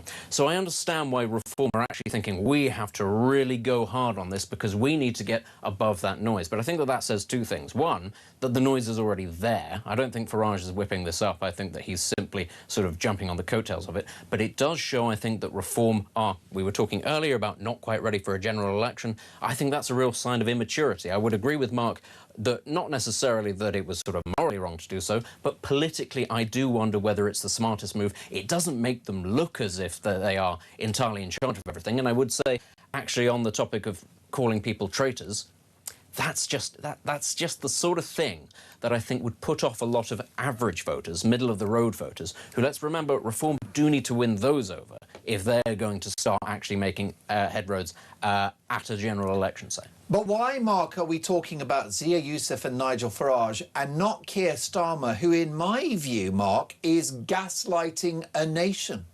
Well, I'm not a Starmer fan, and to be clear, I never said we should not debate and learn lessons from this horrific murder. My point was about the tone in which we do it. But coming back to Youssef, I mean, look, Mark, you said to me a number of times, we've debated this several times, about whether there should be some long-term relationship between the Conservative Party and Reform in order to prevent another very left-wing government in this country. Sure. I mean, we've debated this several times. I've always said I didn't think so, but I was still kind of open-minded about it. And I've always said that Nigel had a right to be very annoyed by the fact that Boris Johnson never thanked him for standing down his candidates in Tory incumbent seats. And so I hope I've been consistent in that approach. Right, thank you. If for those people who would desire that outcome, Zia Youssef makes it virtually impossible. Why would any decent politician with any sense of self-worth want to go into some kind of alliance or agreement, or call it what you want, with a party whose official head of their policy publicly calls you a traitor? Why would anybody want to treat with people like that? Don't ask me again about cooperation with Reform while Zia Youssef is still their head of policy. Just not interested. Mark, will Andy Burnham be a better Prime Minister than Keir Starmer if he gets into number 10? Well, it could hardly be a worse one, but having read his book, Head North, the one he wrote with Steve Rotherham, the City Region Mayor of Liverpool in 2024, I read that book last year. Burnham is a proper lefty, and he's pro-PR. He's pro our rejoining the EU, although he's desperately trying to row back on that now because that constituency voted broadly 2-1 to leave the EU. So he's definitely trying to be all things to all men. On the subject of defence, which you know has always been close to my heart, and foreign policy, Burnham's got hardly any track record. He's a bit of a blank sheet of paper there. So I worry that he wouldn't be properly committed to the defence of the realm. Well, it's a deep worry, isn't it? I just wonder, Benedict, where what you're going to get with Burnham is slightly better politics, slightly better communication, effectively lipstick on a pig. Yeah, I don't think that what Burnham is offering necessarily is radically different to Starmerism, and perhaps he's just not saying what it is that he is offering because he doesn't want to spook the horses. I think we have to remember he's done an awful lot to try and placate the bond markets because everybody was terrified that actually there'd be a bit of a crisis with financial institutions because they'd think, oh, here comes Red Andy Burnham, he's going to borrow a lot more and borrowing costs are going to go up. So, yeah, is that actually going to improve the state of the country? You know, I take the point. He says it can't go much worse, fair enough. But we all said that about Boris Johnson, and you know, that went spectacularly badly wrong in a very short space of time. So never say never. But if I could, I don't know how much time we have. Mark, all the time in the Mr. world Francois, suspense. you said that sort of the famous line when we were talking about the Henry Novak case, which was lessons must be learned. I'm really curious to know, because this is not, you're not the only person to say this. What are the lessons? If you could give us 3 lessons, perhaps there aren't 3 lessons, maybe there are only 2, but if you could give us like some top lines of what the lessons actually are, I think people would actually appreciate it. When we hear politicians, because Starmer says there's a lot, lessons will be learned, and you think, but what are those? And actually I think what would probably make people feel a lot better about the direction of politics is if people did tell us what those lessons should be. I mean, would you have any off the top of your own head? What would those 3 lessons be? Well, OK, there's an IOPC investigation underway. We'll have to see what that concludes. But I don't think we can't say anything at all, because that could take months. I think the lesson came from Henry's father. I think the essence is when he said, we need to return to common sense policing. And how would I try and say, I agree with they're an Essex family. I don't know the family personally, but they come from about 50 miles up the road from my constituency. And I offer my sincere condolences. I think perhaps the lesson we need to learn is what I said earlier, which is that we need to apply the law equally, regardless of the creed or colour of the people that live under it. I think it is true that if you look at the College of Policing, which is the sort of police equivalent of a military staff college, there's definitely been a lot coming out of the College of Policing in recent years that some people might describe as woke. And I think that we need to go back to first principles. And I think your viewers would want the law applied to them regardless of the colour of their skin. And so that, for me, it would be the overall lesson, subject to anything else that comes out of the IOPC investigation. I hope that's not an unreasonable thing to say. Well, let's take a voice note, if we can, Mark and Benedict, from Tracy. Take a listen to this. When we were young, we were taught to, if we were in trouble, we were taught to go to a policeman. That's what your mum and dad told you when you were little. If you needed help or you were frightened, seek a policeman out and he will help you. Now, personally, I wouldn't trust the police to tell me the correct time if I asked them for it. Wow, that's damning. Thank you, Tracy. And how about this from Paul? I'd love to be able to tell my children to trust the police. One of my children wants to be an officer. And you know what? He's not corrupt enough. The corruption, the incompetence, no. What I've seen and how they treat people and how they chase targets rather than do proper policing and look after people. Nobody I know trusts the police anymore. And we're not criminals. We're just disappointed in the service and the kind of people that seem to be joining the police force. Well, there's a theme, isn't there? Sadly. Gentlemen, closing thoughts. Please react to that, Mark. Well, my reaction is policing has become more, if you like, technocratic. And because of that, it's becoming I think some people regard it sometimes as more remote. Labour's plans to regionalise our police forces, I think, would be going in exactly the wrong direction. Those forces would then become even more remote. Yeah. But hang on, there's another side to this story. You know, there is a national policing memorial in this country to all of those officers who were murdered in the line of duty. A number of police officers have been killed defending the public and trying to uphold the rule of law. So your voice note caller there that implied all police officers were corrupt, if I were the wife of or husband of a police officer, and every time they go out to work in the morning, they don't 100% know if their loved one will come home that night or if they will have been seriously injured or killed in the line of duty. They're one of the few professions in this country, along with the military and the other emergency services, who sometimes get abused for their jobs, who literally risk their lives to protect the public. So before we start slagging off coppers left, right and centre, I'd just like to say there's another side to this story, and these people put on a uniform and literally risk their lives to protect us. That doesn't mean they're above criticism. That doesn't mean they never get it wrong. And sometimes where things have gone wrong, they've been, you know, bad decisions by very senior officers. But it looks as if in this case the coppers on the ground got it wrong. But I don't think it would be fair or reasonable, therefore, to tar all police officers across this country with the same brush. That's my point. Benedict, your reaction to those voice notes and a growing dismay at the culture of British policing? Yeah, I'd echo the sentiment that actually I don't think people join the police with the intention of not being good at the job. What I would say is that an awful lot of people in the police are not good at the job, but that's not necessarily their fault. If you join up for one thing and then slowly the role morphs into something else that you're not necessarily particularly equipped to do or trained to do or, you know, supported in doing, then that's not entirely your fault. The thing is, and, you know, I know we don't really have enough time to properly get into this because I'd like to ask Mark a few more questions on where he stands on actually how it is that we should return to the traditional standards of policing in this country. But ultimately, my view on all of this is, well, it's I could give you an probably example. If we have time, I could give you an example.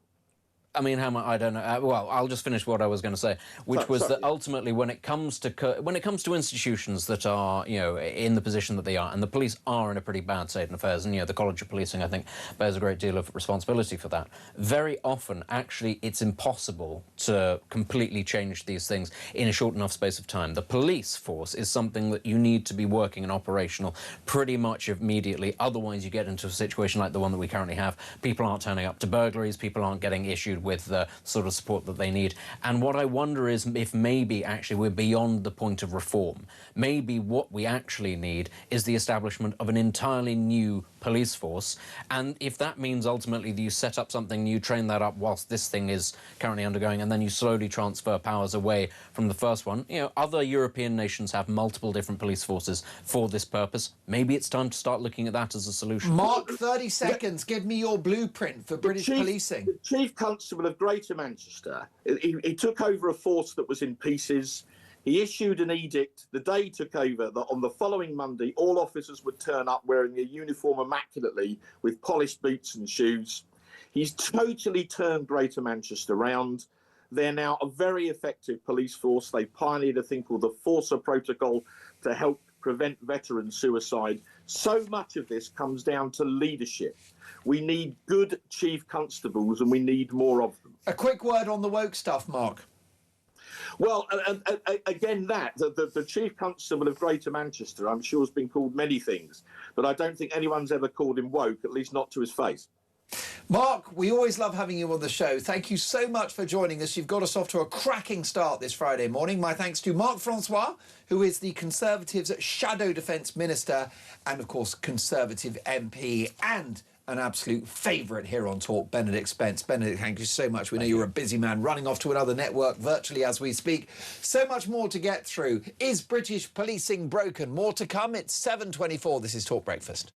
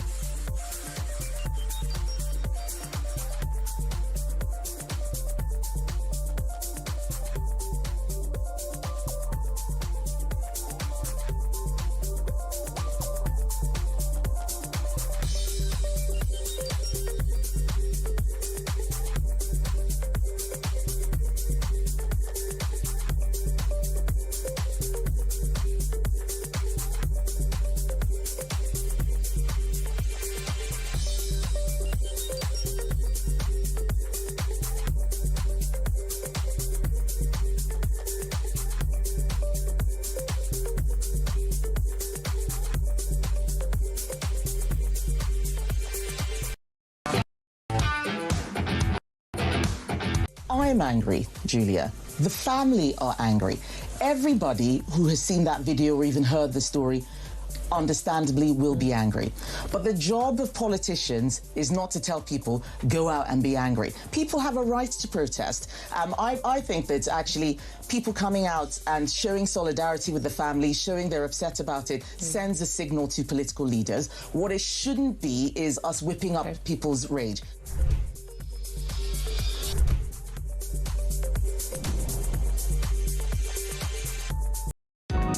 across the UK. On DAB+, on your smart speaker, on your smart TV, and on your side. This is Talk. You are listening to Talk Breakfast 7:27. A big reaction to my interview with Mark Francois, Conservative MP and Shadow Defence Secretary. Great show, Mark, says Warwick in Devon. I used to have respect for Mark Francois, but not now after his snidey comments about Nigel Farage and Reform UK. Well, we have a developing story, and it's the White House who have stepped into the row following the tragic murder of Henry Novak. This is the US State Department, and they've posted the following on X. Ideological conditioning and two-tiered policing are glaring symptoms of civilizational decline. They must be rejected across the West. The United States sends our condolences to the family of Henry Novak and the people of the United Kingdom at this troubling time. So that is the White House now intervening in this row, very worried about two-tier policing and linking it to what they call civilizational decline. Let's get reaction from the founder of Fair Cop, Harry Miller. Good morning, Harry. Really good to see you. Welcome to the show. Your reaction to this intervention from the White House? Yeah, I agree with them entirely. It's an absolute tragedy, isn't it? That they can see from the other side of the Atlantic what's going here. Normal people in this country can see what is going on here. It's only our politicians, the woke left, and chief constables themselves who are in complete and utter denial. We have, without a shadow of a doubt, two-tier policing in this country, and we've had it for many years now. It is corrupting our police force. Your former guest was talking about how police officers join the police with good intent. They join the police because they want to catch burglars. They want to do the right thing. But then the College of Policing and individual forces, DEI officers, get hold of them and they squeeze out every last vestige of humanity and common sense so that they believe in racism and the accusation of racism. They prioritize that over a white person literally bleeding out at their feet. It takes a special kind of inhumanity to act like that. So this has to change. What I would do, I would start off with every DEI program in the police force in this country. And what I would be doing is I would be treating them as a dangerous organization, an organization that is spreading a dangerous ideology. And I would prevent the anti-terrorist unit knock on every single DEI door in every single police force and start doing an inquiry into them, because they are spreading hate, they are spreading ideologically damaging material, they are being incredibly divisive, and they are a danger to our country. We've been saying for a long, long time now that unless somebody puts a stop to this, it would lead to a tragic death. And lo and behold, we have one. I imagined that somebody would be so disturbed by the actions of the police that they would commit suicide. I did not imagine this absolute horror show that we have right now. It's gone way beyond anything that I can imagine, and it has to stop.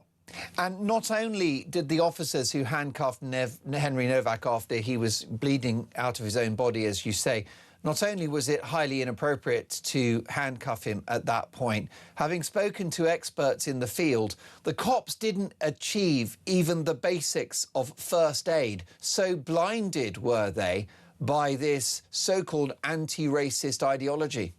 That's exactly it. The first principle you were talking about before, about the first principles of policing. Principle number one is the preservation of life. That's it. Principle, the detection of crime comes way down the list. And you've got somebody there who's saying, I've been stabbed, I can't breathe. They're bleeding all over the floor. And your concern is that, oh, they might be a racist. Come on. To have got yourself into that state of mind. Those guys did not join up to become like that. They've had their humanity squeezed out of them. They've had their hearts and minds filled with this ridiculous notion that the number one priority of policing is to enforce anti-racism, regardless of the cost. Harry, what happened with those cops and Henry Novak? It wasn't a mistake. This was what they were trained to do. They were doing their job. This was policy. Well, it wasn't policy for it wasn't specific policy for them to ignore a dying person. That wasn't the policy. Right. But the policy was that you prioritise accusations of racism above all other things. So when they have a choice, when there is a dark-skinned man wearing a turban here saying that person over there, that white boy over there is a racist, all other concerns go out of the window. That's what happened. They cannot see literally the victim in front of them because their minds are filled with this anti-racism doctrine. And we have to get rid of this. I see Donna Jones. Donna Jones is one of my favourite PCCs, the PCC of Hampshire. She's absolutely wonderful. And she's called for a HMIC inquiry. From what I'm hearing, the person who's going to be running this is a woman called Michelle Skier, who is ex-Cumbria, and she's as woke as you like. This is a little bit like asking the editor of the News of the World to conduct an inquiry into phone hacking. I really, really worry about this. Now, if we can just take the sort of Millie Dowler analogy a little bit further. Everybody knew phone hacking was going on. We could see it a mile off. But it took the death of a beautiful, innocent young girl called Millie Dowler for us finally to sit up and take notice. And it brought along the Leveson inquiry, and things changed. What I hope is that Henry Novak's death has the same sort of effects, that it leaves the same kind of legacy, that finally we can no longer turn our eyes to what is going on and go, oh my goodness. Oh my goodness, it's been right there in front of our faces all this time. And I hope that the legacy of Henry Novak is that things change and change quickly. Most definitely. Briefly, Harry, what's your appraisal of the Prime Minister's handling of this tragedy? Well, as usual, it's absolutely useless, because where the police see racists everywhere, Keir Starmer just sees the right wing everywhere. We've not only got two-tier policing and two-tier Keir, we've got two-tier grief as far as Keir Starmer is concerned. Wow. It's quite okay for you to go out and riot and throw bricks through the windows and pull down statues over the death of a black guy in Minnesota.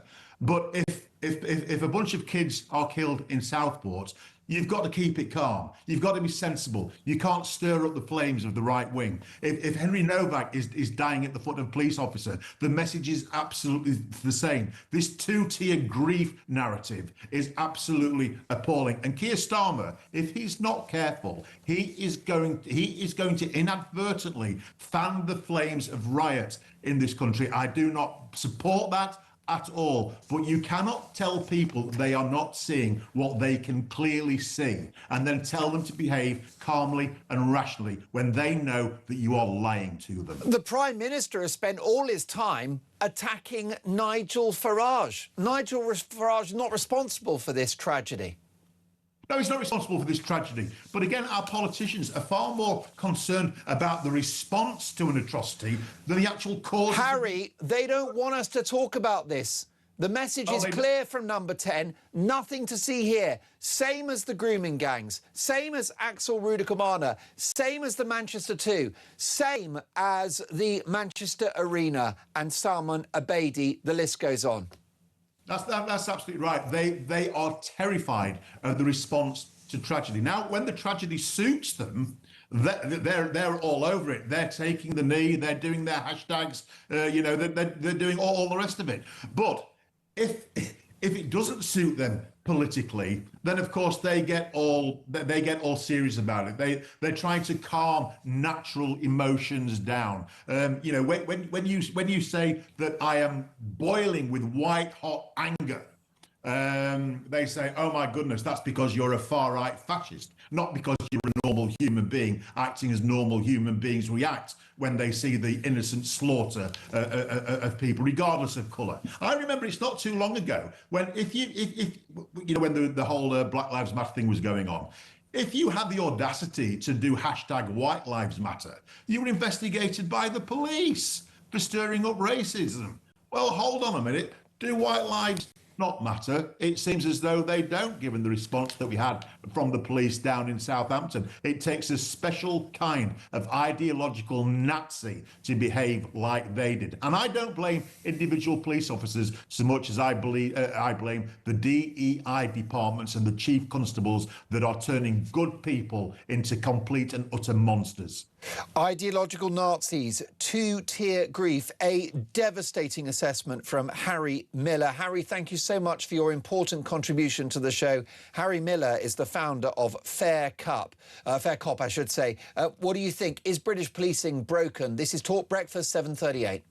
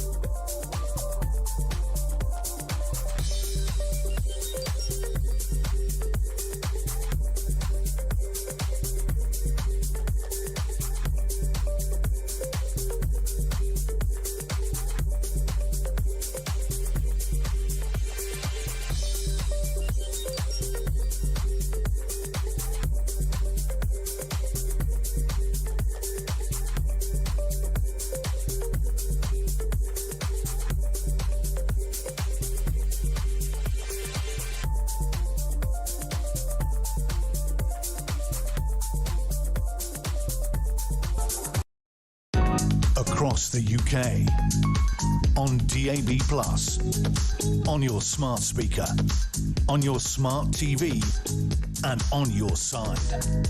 This is Talk.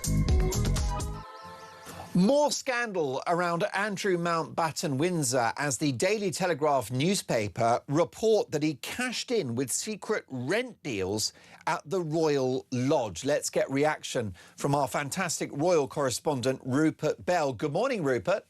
Good morning, Mark. Fantastic to see you. What's the story here, Rupert? Well, the story is that in Royal Lodge, which he paid a big sum when he moved in, and yet with the cottages associated with Royal Lodge, he was then able to charge a rent. Now, we don't know how much, and that he was actually then getting the rent coming directly to him. Now, the whole thing is a bit of a mess, really, when it comes to Royal Lodge, because what he did is he took out a long lease on the property, where, as a result of a large sum of money that he paid to move in there, and then as a result, he then paid a peppercorn rent. We don't know exactly how much, but a very one that was basically, he was almost living free of charge. And then he was getting the income from these cottages. Now, what was he charging for that? It may have been that these cottages were used for staff that he had working for him. So they would probably be set at not a market rate, but of course he was getting the money directly coming to him. But it takes on a wider significance because then there's also, at times, he was paying the rent for his daughters who were living in royal household properties, again at a reduced rent. And one of the reasons that coming out in this report is that they pay a reduced rent because there's only certain type of people can go there with security clearance. So therefore they don't pay market rate. So it's a bit of a cloudy area, really, the whole thing. But again, it sort of puts into question Andrew's finances and his financial arrangements. But this report does then go on to talk about other members of the royal family and their rental arrangements. And it also refers to William, who is now paying over £300,000 in rent to live in Forest Lodge. Now, Rupert, it's priced in that Andrew is a figure of disgrace within the royal family, but could this be damaging to Beatrice and Eugenie, his daughters, who hitherto still remain within inner royal circles, and it's my understanding will likely attend Peter Philip's wedding? So is this going to be a problem for Beatrice and Eugenie, do you think? I think that their whole setup is being questioned. But the king is now paying their rent to stay in the royal household. And you say, well, why? Because they're both working royals, with rich husbands. With rich husbands. They're doing normal jobs. One of them is a property developer. Jack Bogbach is, I think he's involved in the drinks industry and various things going on in his life. That must have caught your eye, Rupert. Well, Mark, less of that. I'll pass you his number. He's got some good contacts. Okay, I'll keep out of the Gaucho Club. Last time we were on it. Anyway, we move on. But the point is, the royal family are now trying to make sure that their sort of living arrangements is squeaky clean in terms of the way they operate. Because, of course, it does. People say, well, if the royal family can live there for free when most of others are paying rental, it's not a good look. So I think this is important. And William is very keen to make sure that everything is above board and they are operating within the proper bounds, what people would deem to be acceptable. But you can understand the royal family is a special case, but the point is they don't want to be seen that they are almost living scot-free. So for the Eugenie and Beatrice, I do see it does raise question marks about their living arrangements. Should they be living on royal property when they are now sort of, civilians with their own lives in front of them? Yes, and those girls are very attached to the royal trappings, aren't they? So if this causes them to be cast aside, that will be personally devastating. Yeah, I think it will. And it's all part of the sort of fallout from their father and mother's problems linked to Jeffrey Epstein. And of course, Andrew's sort of view of him now, the latest thing is we see every paper splashed with a photograph of him with a great big black eye. How he got it, we don't know. That's subject to medical confidentiality. But again, it's another look of a man who is sort of fallen and fallen from grace. As we saw last, pictures of him being arrested, and now pictures of him driving near Sandringham with a great big black eye. So it's, the whole thing, the pressure on him is always mounting. And this investigation going on into his arrangements, that could take a year before something comes out about that. So for Andrew, this is going to be another very uncomfortable year for him. And Andrew is just in his mid-60s. So this is a story that could dog the royal family, Rupert, for decades.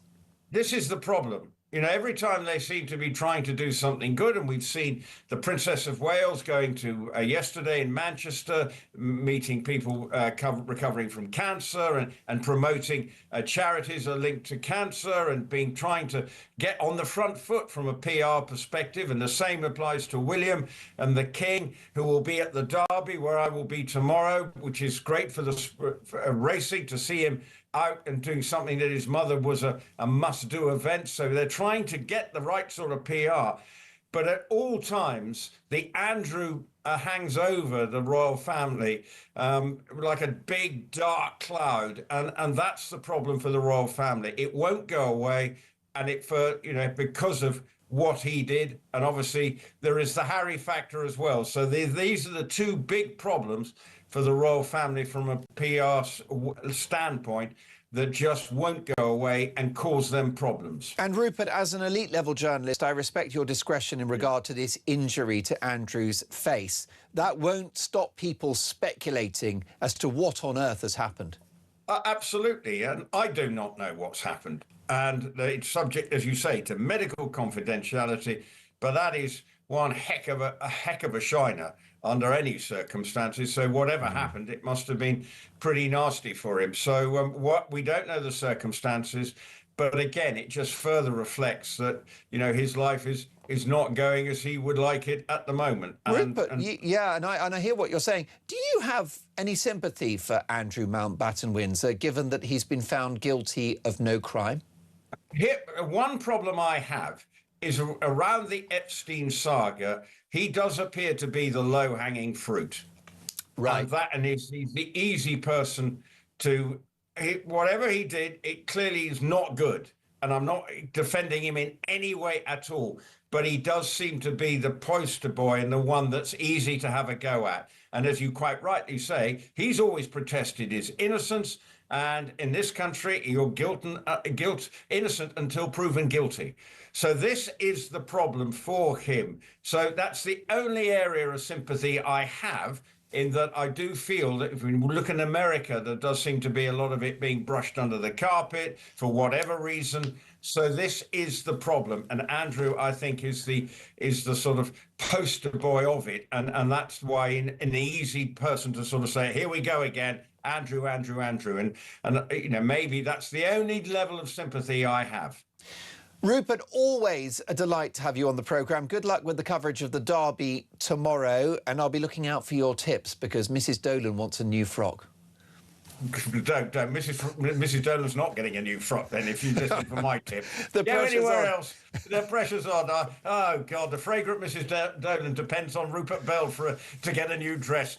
The world has almost fallen like Andrew. She hangs on every word, and she's on paddypower.com as we speak. Rupert, we'll catch up soon. Have a great weekend. Rupert Bell is Talk's royal correspondent. This is Talk. Don't go anywhere.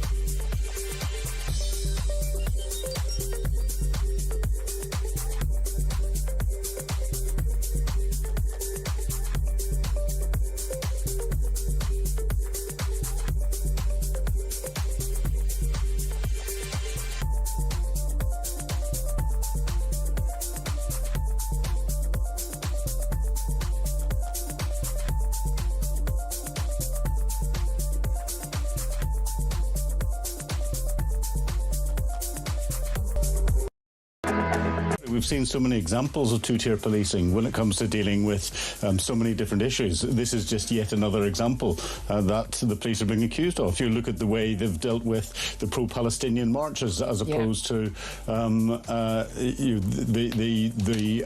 pro-Israeli marches as opposed to everything else. There's examples of two-tier Kingdom marches. Yes, exactly. There's two-tier policing across the board, and within policing, it's supposed to be without fear or favour.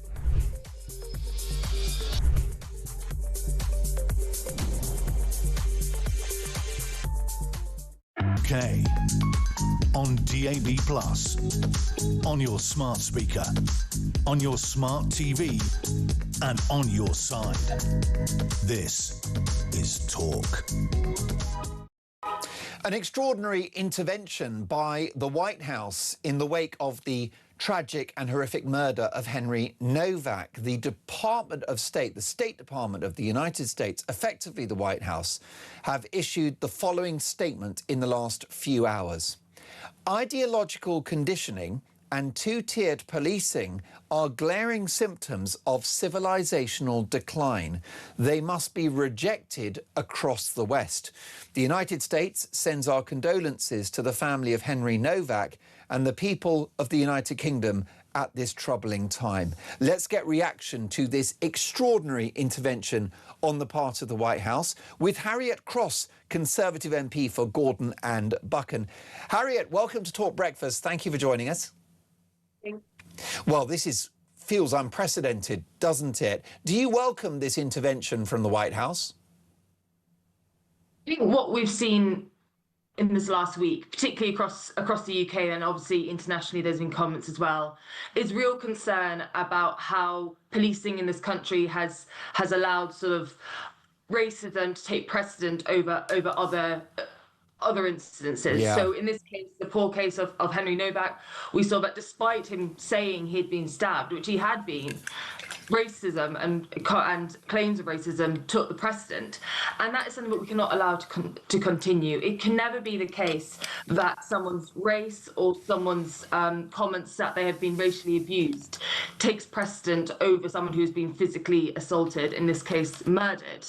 And so we do need to look at this. There is real concern about things like the anti-racism commitment, which was brought in 2025. Yeah. We've called to be reversed. I know the government have said they're going to review it, but we really do need to start looking at people who perpetrate crimes as individuals and not of the group that they belong to. Well, I completely agree with that wholeheartedly, Harriet, and I agree with your boss, Kemi Badenoch, speaking to Talk's Julia Hartley-Brewer on this very subject yesterday. If Keir Starmer says something that is bad, I will criticise. If Nigel Farage says something that is bad, I will criticise. But that's my job. I don't want the family being dragged into it, and I don't want the public having to get wider unrest because of it. It's not good for the public. It's not good for the police, who are not instead of solving crimes, they're then having to police, violence or protests and so on. So that's what I'm saying. But I want people to know that I am determined to fix this. I think there is a responsibility for me also,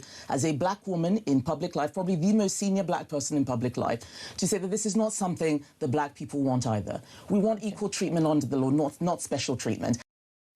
Is it disappointing to you, Harriet, that the sort of woke capture of British police forces happened on the watch of the Conservatives? I think that this is something that we've seen across the world, particularly since the George Floyd murder back in 2020, 2021. Yeah. And what we've seen now is a loss of common sense from policing, a loss of when a policeman gets to a scene, the lack of them being actually to able to use their intuition, their common sense to assess what's there, because there's been so much in the background of this training against racism, this training against bias. And that should not come into it when you get to a scene, when there is a clear victim at a scene who needs to be believed, who needs to be taken seriously, who needs help and protection. That should be the priority. And there are things more important than racism. Murder is more important than racism. Sexual assault is more important than racism. And this is what the police have to grapple with. And they have to stop being put into a position where they're judged through their ability to cope with sort of the racist element and actually their ability to cope with the position as they find it. Common sense policing, that is what Kemi's calling for. That, of course, after she met Henry's family yesterday, that was also what they said to her. Common sense, and that goes in policing, it goes across actually all our politics. We need to return to that, and that really is lacking at the moment. I think your comments are courageous, on point, and absolutely right. I'd love it if you can, Harriet Cross, to listen to this voice note from Paul, because I've been asking my audience this morning on Talk Breakfast, is British policing broken? Do you still trust the cops? Take a listen to this. The constant badgering of the police force as a whole is out of order. I served 27 years as a police officer. I can't defend the actions of the officers in the Henry Novak case, but this constant criticism now of can we trust the police, etc., is out of order. Most frontline cops would probably echo what has been said on this programme, but to class them all as corrupt and disband the police force is just ludicrous. Things need to change. All this critical race theory stuff is the issue. Left-wing politics is the problem that causes issues in this country and has destroyed this country. Well, that's very interesting, isn't it, Harriet Cross, from Paul there? And he's right to say that our police officers are brave, they're doing the best they can. But he's also right towards the end there to talk about what's happened to the culture of policing and the woke ideas, this ideology of critical race theory, the idea that if you're white, you are racist, even if unconsciously so, that you've got white privilege and other such debunked notions. certainly something that we are hearing about, and certainly police men are seeing more and more that they're focusing on. One thing that was said there, and I think it actually comes back to the wider thing, is not all policemen are the same as not all perpetrators of crime are the same. And again, to put all police into one box of all police are X or all police are Y or all police are woke, that's not true either. And we need to stop categorizing people as a whole group. They're not. Every policeman will come to a scene and use their own experience and backgrounds as well. That's fine, as long as we get to the fair result for the victim, and that's what's most important in these cases. Most definitely. It just seems like the authorities have overcorrected post-Stephen Lawrence, Harriet. See this in a lot of policy areas, I think. I mean, we're talking about policing at the moment. You can spread that out to other debates as well. I mean, there's always almost seems to be a rush to be slightly more, as far as here to be slightly more equal, slightly less biased, as opposed to actually where you need to be. And as soon as you get that race, it's like that kind of critical arms race. You always have to be further. And that's why we see things diverge. That's why we see politics moving further right, further left, because it's always that race to be slightly more, as opposed to sticking where the common sense, where the pragmatic position is. And it is always a race to the bottom if you're doing that, because you're always trying to out-compete someone else, as opposed to getting to the right result. Why do you think the Prime Minister has spent so much time attacking Nigel Farage rather than focusing on this issue of two-tier policing? I'm not sure. I'm not sure if that's quite how I would describe it. I mean, I certainly think the Prime Minister has a lot of work to do. I mean, as we said, this anti-racism commitment came in under this government, and our Shadow Home Office team have been very much calling on them to scrap it for a while now, and it's clear that we were right about that, and that it needs to be done. What I worry about with what Nigel Farage has said this week, and what I find quite disgusting, if I'm honest, is how this has been taken as an opportunity in order to score political points. That is never how this should end up. No one should have looked at the video of what Henry went through in his last few minutes and see that as an opportunity. It's completely reductive. Is it not Farage making people feel heard? You can make people feel heard. Kemi has also made people feel heard, but she's done it in a lot more measured, a lot more respectful way. OK. Harriet, thank you so much for joining us. Really enjoyed our conversation. Harriet Cross-Torrier.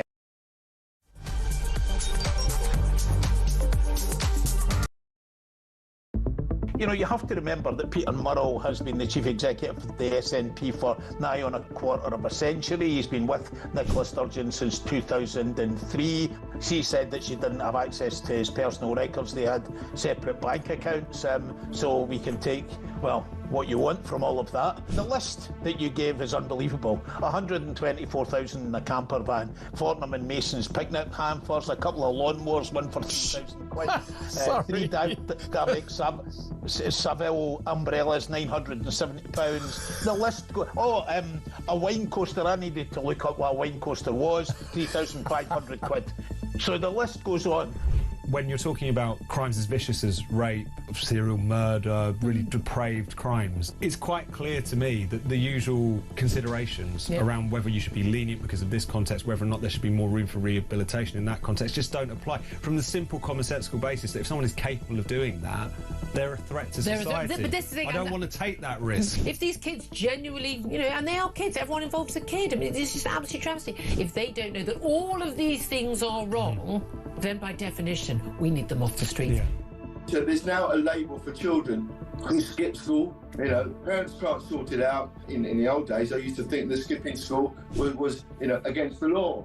You know, and parents used to be taken to court. Well, no longer anymore. They found a label now, Ian, which allows them to sit at home. Again, I keep saying, on tablets, wasting their time. Wow. Universities. Let's get everyone going to university. Well, I think a fundamental job of education is to prepare children for the society they're going to live in a positive way, i.e. prepare them for a job. You've got the welfare state, I've already said, wonderful thing, isn't it? But a safety net, not a way of life. Henry Novak's last words were, "I can't breathe," as he was handcuffed, having been stabbed not only in the front but in the back as well, Okay, he stabbed him in the chest twice, stabbed him in the face once, stabbed him in the back of the leg twice. I mean, what an attack. Let's wait and see what sentence this vile piece of garbage gets. Of course, none of it of which will bring back dear Henry. May his soul rest in peace. It's just so shocking. Across the UK, on DAB+, on your smart speaker, on your smart TV, and on your side. This is Talk.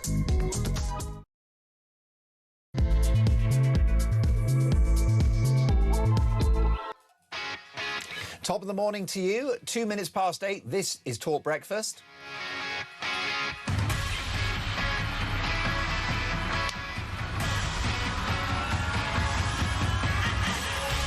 And breaking this morning, it is official. Andy Burnham confirms that he wants to be Britain's next Prime Minister, throwing down the gauntlet to Starmer should he win the Makerfield by-election. We will bring reaction from across the political spectrum. Is Andy Burnham the answer for Britain? Meanwhile, the fallout from the Henry Novak murder continues apace, with the war of words between the Prime Minister and Nigel Farage worsening. Plus, shamed Andrew Mountbatten Windsor pocketed extra income by subletting the Royal Lodge. Plus, what is the truth around the large bruise on his face? We've got the inside story.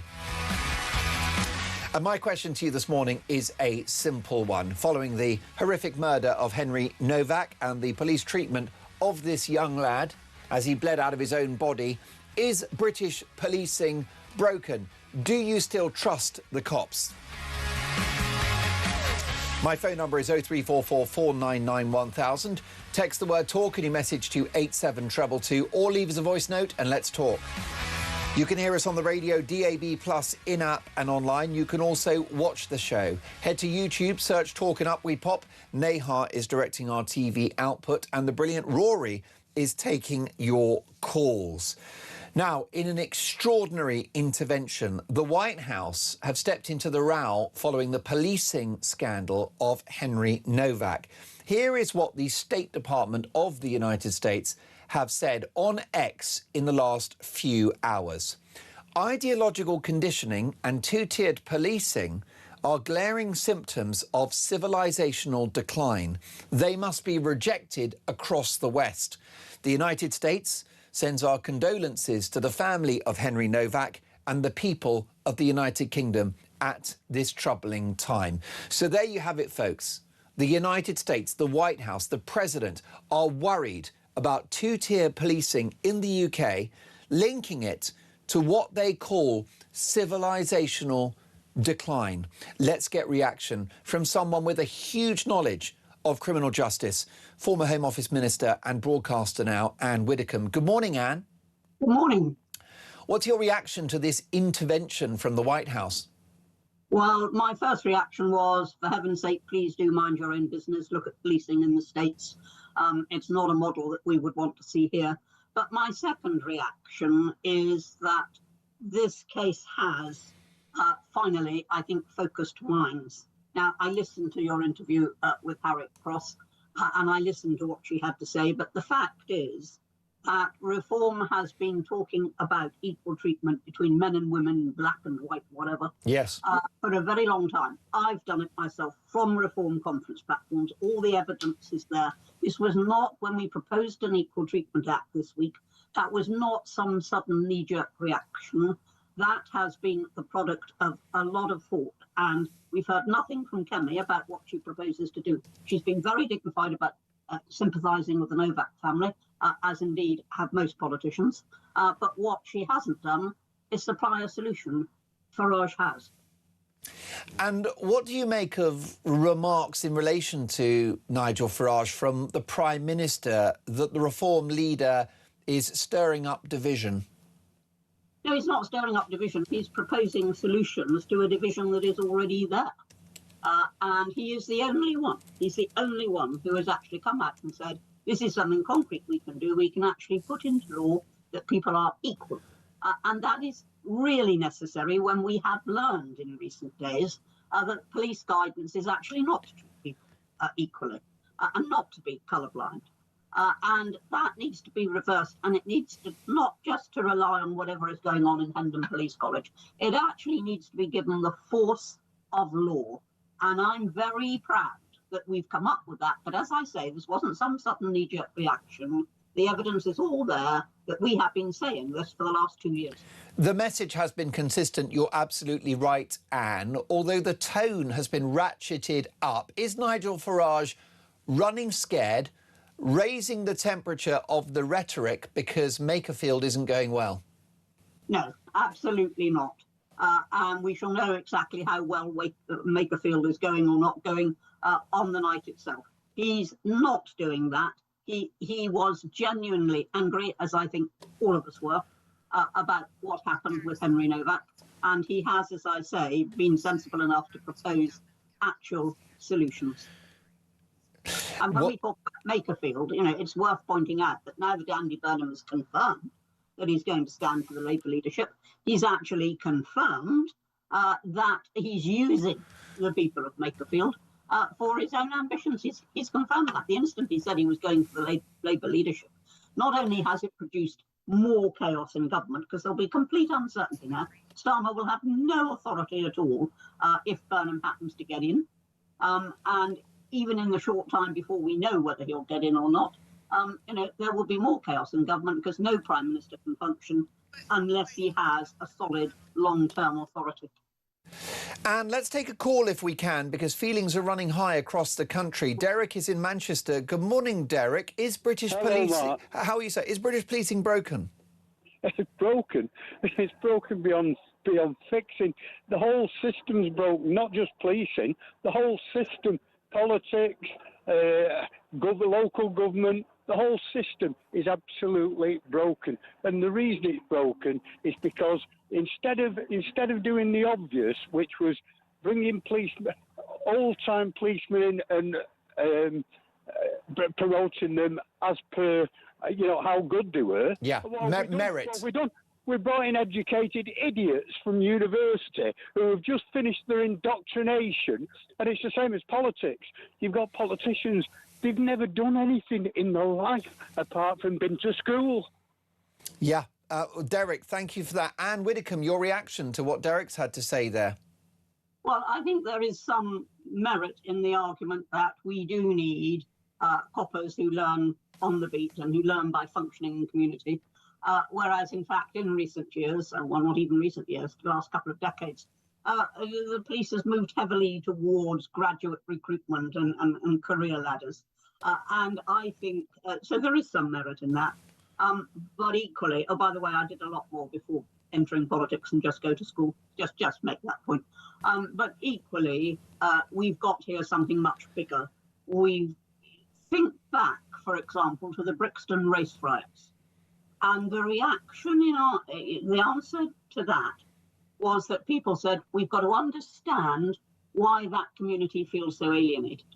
But when we get, as we should not have got, there's no excuse for it, but when we get riots after this instance, there is no such reaction. Nobody says we've got to really start understanding, and this is what I think Nigel Farage does, we've got to really start understanding why there is a whole community of people who feel they're getting second-class treatment, and, you know, just because they're white, you can't dismiss that. We've got to look at it. Derek in Manchester, thank you for your call. Robert is in Hertfordshire. Robert, you're live on Talk with Anne Widdecombe. What would you like to say?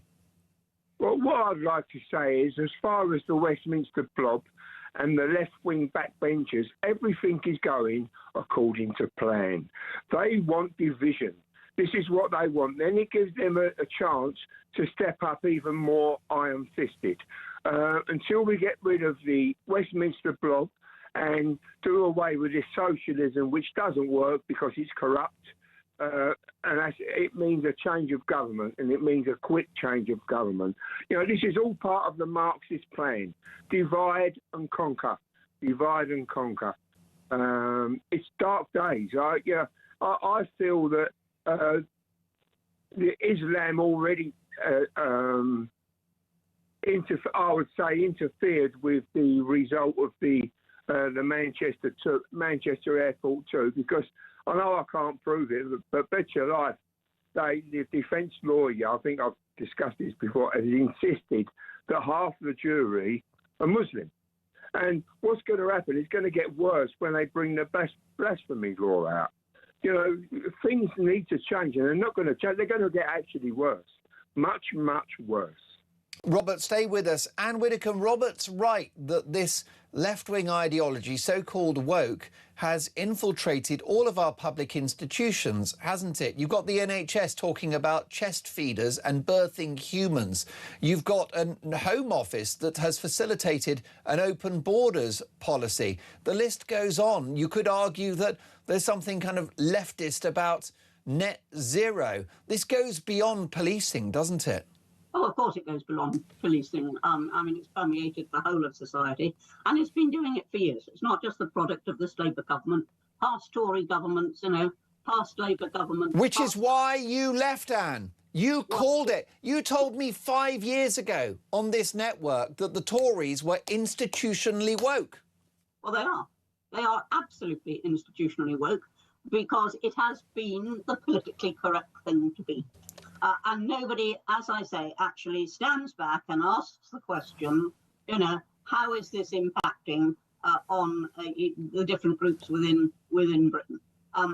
All we ever ask is, how is this impacting on the ethnic community? Now, we really do have to take a much broader view of the country, and I want to see a country in which everybody is equal. Now, I've been arguing for a long time, and you will have heard me argue, that it's quite wrong to have any positive discrimination at all. And positive discrimination for somebody is negative discrimination for somebody else. And that is the message we've really got to understand. And the positive discrimination in this case that was shown towards the murderer was actually negative discrimination towards the man on the ground. Anne, wonderful to see you again. It's been far too long. Thank you so much for enhancing the show this morning. Anne Widdecombe, former Home Office Minister. She's been there. She's got the T-shirt. And let me tell you that British policing was like the golden era when she was in the Home Office. How things have declined. And a lot of this is about public confidence, and that's what the calls represent. Just a sense that the cops don't have our back, that they're not equal, that they're not fair, that they're not balanced. And that's not going to be every cop. And we still know it's a dangerous, tough job, which is arguably underpaid. Fine. We love most of the coppers, but let's fix this woke culture because it's killing us. This is Talk Breakfast.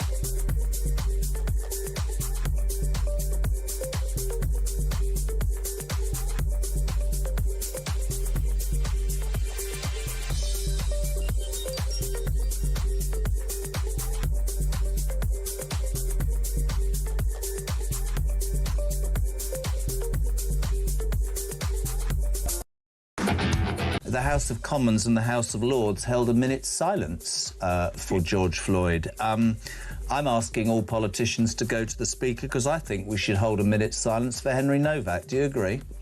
Well, if we believe in equal treatment for people, and if we believe that people who are being held down and cuffed for the police say, I can't breathe as they die, then we absolutely have to. One final question, Nigel. Would you take the knee for Henry? No. I don't take the knee for anybody. I'll stand and bow my head. Across the UK, on DAB+, on your smart speaker, on your smart TV, and on your side. This is Talk. Talk Breakfast 8:17, and a report recommends that NHS staff should be banned from wearing political badges. amid concerns about anti-Semitism within the National Health Service. Let's get reaction from Danny Stone, CEO of the Anti-Semitism Policy Trust. And Danny, isn't it tragic that it's come to this? It is, you're quite right. Anti-Semitism constitutes what I would call a national crisis at the moment, and it crosses every sector, and the NHS and our health sector is not immune from that. And so we worked very closely with Lord Mann on his report that was published yesterday. And as you've outlined, there are a number of measures in there, including in relation to uniform, that we will now be working with him and with government to see implemented. Anti-Jewish hatred has not just become acceptable, it's almost a badge of honour, no pun intended, for many groups in our society now. This is really shocking, isn't it, Danny? It is, yeah. I mean, we've seen people seeking to engage in anti-Semitism or use anti-Semitism to be successful, whether that be in the cultural sector or elsewhere. It's appalling, and the discourse has become enabling. So we see an extreme discourse, and as this report has shown, there are examples of that having an impact on people's health, on their concerns about showing up to, presenting to hospital, about going to the doctors, Jewish women who aren't going to hospital to have their babies before through fear. So the impact is significant and really very upsetting. Do you see an irrational hatred of Israel as simply a fig leaf for Jew hate? It can be. So I think seeing Israel as uniquely evil in the world is a form of anti-Semitism.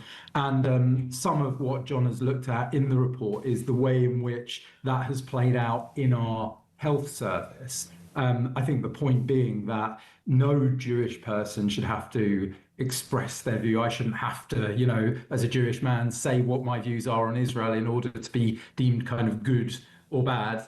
And I shouldn't have to face it at all.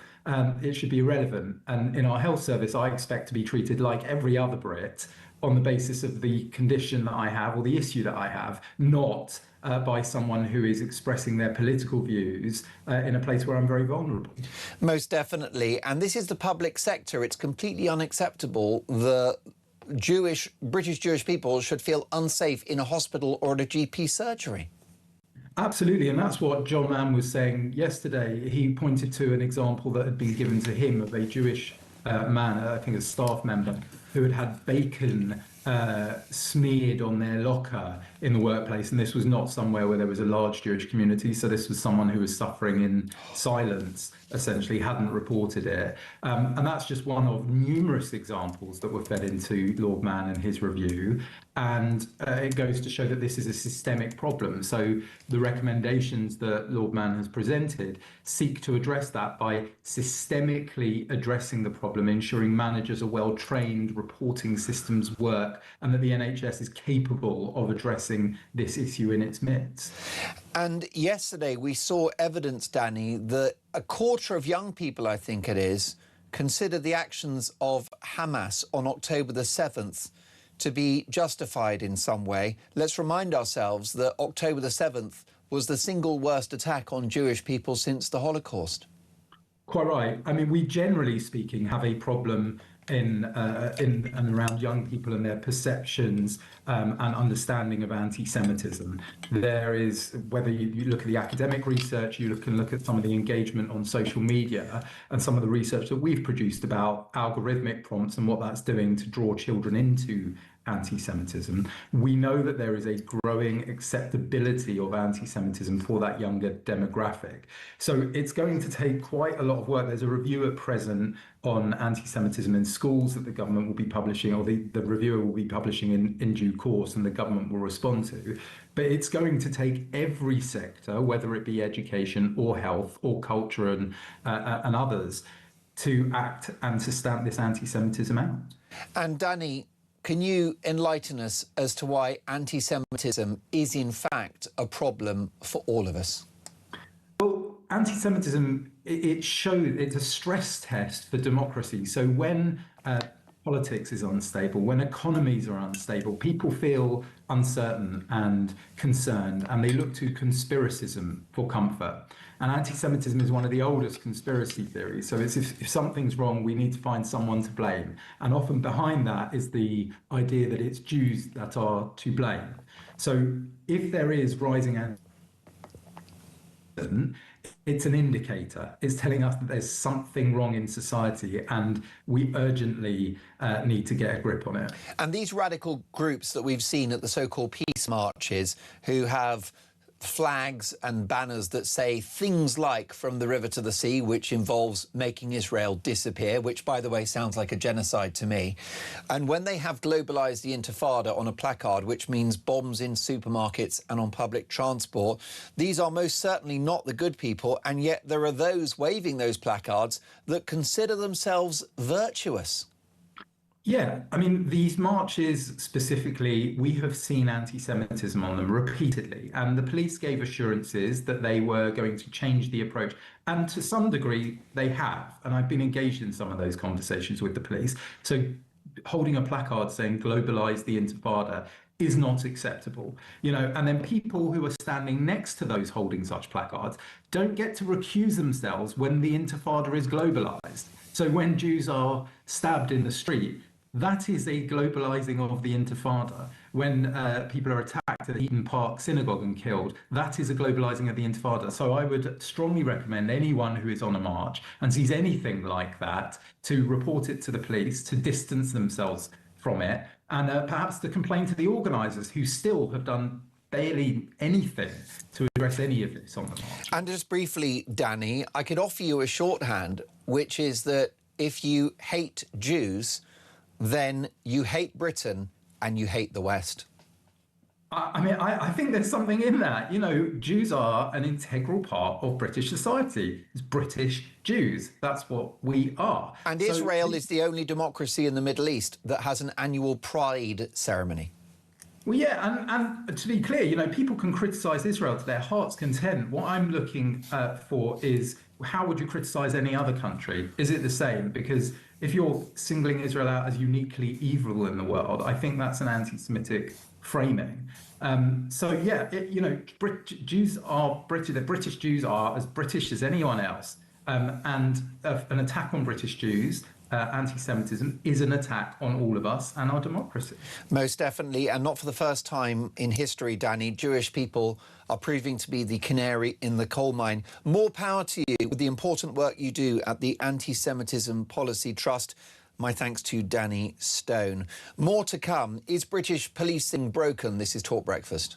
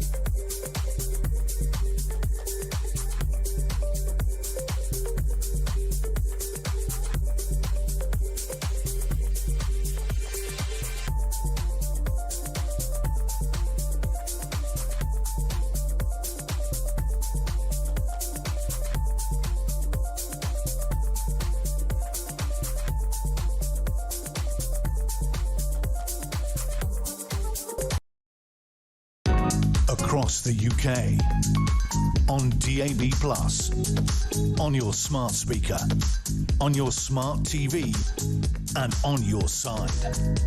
This is Talk. You are listening to Talk Breakfast. The time is 8:27. Do you still trust the British police? Is British policing broken? Let me know your thoughts. This from Stella. Good morning, Mark. Policing should go back to the 1960s. A presence in every community. Police stations, that sort of thing. Recruit people who have life experience, so have already worked for several years or been in the armed services. Forget universities and train police colleges, and forget training in police colleges. You need to go back to the real world. Thank you for that. Lee is in Norfolk. Good morning, Lee. Morning, Mark. Thank you for your call, Lee. Where are you up to? You sound like you're in a vehicle. I am, yes. I've just pulled over. Well, listen, I'm glad you have. I'm sure you're a busy man. What are your thoughts on this? Do you still trust the police in this country? Not at all. I've got friends who were in the Met and they were diplomatic protection squad traffic, and they just counted down the days to their retirement after 30 years. Wow. And they said it's the bosses, the top coppers are coming in, and it's all political. There's no real policing, and the police they've got now, I don't think would have made the grade 20 years ago. No, they probably wouldn't have actually literally passed the kind of various tests to become a police officer, right? No, they're terrible. They're just appalling. No common sense? No common sense. The appearance standards have been lowered. They look a mess. You know, it's just approach. I wouldn't trust them. And now I've got the attitude where I see nothing. So I wouldn't help them because I don't trust them. Lee, can we fix this? Personally, I think it's beyond. I think we've gone past the point of return, and that's for the country as well. I think we're finished. Have you got kids, Lee? Yeah, both my girls. One's a teacher. They're both sort of late 20s, and they're both looking to leave. They don't want to live here. They've both decided there's nothing for them. And on the teaching front, that's another level on the woke and the left. The left have infiltrated the education system on a massive scale. Lee, we've got children at primary school being asked, are you a boy or a girl today? It's disgusting. You know, let children be children.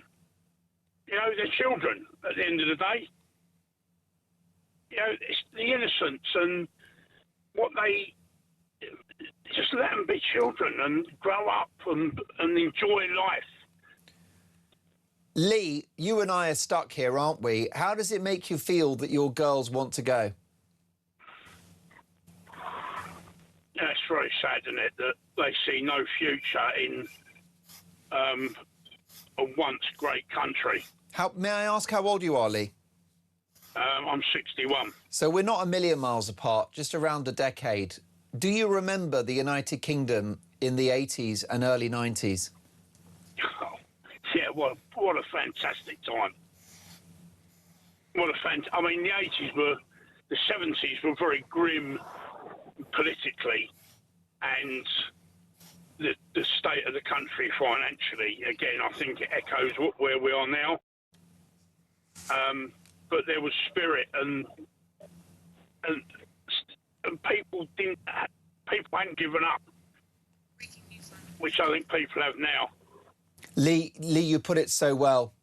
In the 80s, people hadn't given up. Lee, I'm honoured that you've called. May God bless you, young man. I want you to stay positive because there has to always be hope, including for your girls. But this conversation has been an important one, and you speak, Lee, for millions. And I'm so honoured that you're such a busy guy. You've pulled over your vehicle to talk to us, and I suspect that will go viral online, and I hope that Elon Musk shares it on X because your words have been very important. Lee, let's speak soon and go and have a good Friday. You take care of yourself, buddy. Festus Akimbuzi is a former police and crime commissioner. Festus, thank you so much for joining us on Talk. Good morning, Mark. How are you doing, my friend? Well, I'm very well, and it's lovely to have you with us. Your reaction to what you heard there from Lee, a lot of people do not have confidence in the police anymore. what I would say to Lee is, I understand where you're coming from, my friend, but you must not give up hope. This country is far, far, far too important for us to give up on it. And it takes people like Lee, like me, like you, Mark, and all those who genuinely care about this country to keep up hope, because things will turn around. I absolutely have every confidence in that. And Festus, if you were in charge of the police, what policies would you bring in? What would you change? The first thing that you've got to do is that you've got to have the numbers in. Great. It's like in football. If you are playing 11 against 9, you probably don't have a very good chance of winning. If you're playing, if it's an 11v5, you might as well just, cede the game and walk away. At the moment, the crime rate is going up in some areas. The population is growing, but the number of police officers is falling. Yeah. Right across the country. And it just means that you've got more of the police officers who are left having to carry much more workload, and they're getting more burnt out. So it just becomes a vicious circle. So that's one thing that has to be changed. So we have to change the retention of those officers as well. But more significantly, it's not just about the numbers. It's how those officers are used and deployed. They have got to be allowed to get on with doing their job and be supported in doing so. And at the moment, that is not happening. And with the right kind of leadership, the right kind of vision, we definitely can do that, because the ingredients are there. Well, Festus, you were a police and crime commissioner and you were there on merit. This is what we want, isn't it? A colourblind society based on merit, and we don't want two-tier policing. If you're a bad person, you get nicked and you go to jail. We don't care what colour you are. We don't care what religion you have. We don't care what country you emanate from. Yeah. When I was first elected as a police and crime commissioner, I had journalists who wanted to make a big deal out of me being the first black, quote-unquote, police and crime commissioner in the country. And actually, I was like, so what? Yeah. So what? I'm here on merit. I was selected by the Conservatives to be the candidate for that police and crime commissioner election in a predominantly white county, for the most part. And I was elected with the highest ever number of votes in that area as well, as a police and crime commissioner. And one thing I've come to really believe is that, generally speaking, for the vast majority of people in this country, we really do not care what the color of your skin is. British people just want to live and let live. And I fear that we've had a kind of a capture of our institutions, of some of our political parties even, by this doctrine that has unfortunately meant that the death of a young man like Henry Novak is now creating this outsurge of anger. And that is very unfortunate. Most definitely. Let's take a call, if we can, Festus, from Phil in London. Phil, your reaction to what Festus has said. Who cares about your skin colour? Why do you... which party was responsible for gutting the Met in 2010? Which party was in power when this grooming scandal was going on in the 2000s? Yeah. Which party did you invite on more often than not onto the airwaves to talk about this? I'll give you a clue. They've got a blue rosette. Now, Phil, I'm so glad you've called. The line is terrible. You're not being censored, I promise you. A lot of wind noise. But let me put that. Phil, thank you for that. Yes. Phil feels very strongly that it was the Conservatives that were in power with the woke capture of policing and our public institutions. Phil is very angry about the Tories, and he's not that happy that we welcome so many Tories onto the show, given that they're the ones who created this problem. Your reaction, Festus? Well, I generally understand the frustration that Phil raised. I have been very public myself about the implications of austerity and how that affected policing. I saw this myself as a special constable on the front line. So I was a volunteer police officer, on response, dealing with the day-to-day policing that many people deal with in this country. So, you're pushing against an open goal. I was not an MP. I did not vote for any of these things. I'm a very clean skin in this regard, but I was one of the guys who was always there, also there, when the Conservative government under Boris started to put the money back into policing. That meant that we saw the highest ever number of police officers on record in 2023, 2024. That is a matter of fact. Go and check the parliamentary records. We got the highest ever number. And now what has happened? The number has fallen to the level that it was in 2010. There are now fewer police officers in this country than we had in 2010, in less than 2 years. Shocking. Under a Labour government. So it's not a party political issue, but I get what you're saying. Politicians need to stop meddling, invest in our policing, get them to do their job and leave them alone. And Festus, we have breaking news, which is 3 more people have been charged with violent disorder after protests in Southampton earlier this week following the murder of Henry Novak. This according to Hampshire Police. Festus, this woke stuff, for example, the idea that you would police different communities in a different way, it's not good, is it, for public confidence in the police? And it doesn't help British people of colour. The thing is, right, you know, as a black man, I have never, ever asked for anyone to treat me differently to any other human being.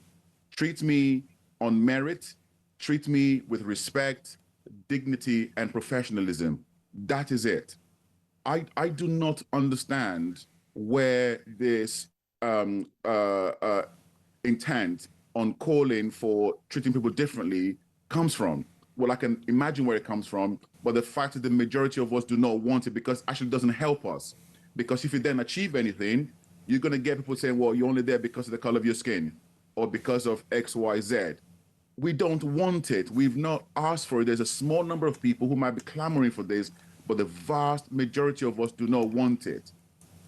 Festus, lovely to have you on the show. Really appreciate your wise words. I do hope we speak again in the very near future. Festus Akambiosi is a former police and crime commissioner.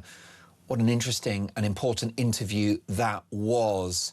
Now, let me tell you about Valdo Colcane, who was a schizophrenic man, Callicane, forgive me, who was not accommodated in a secure psychiatric unit.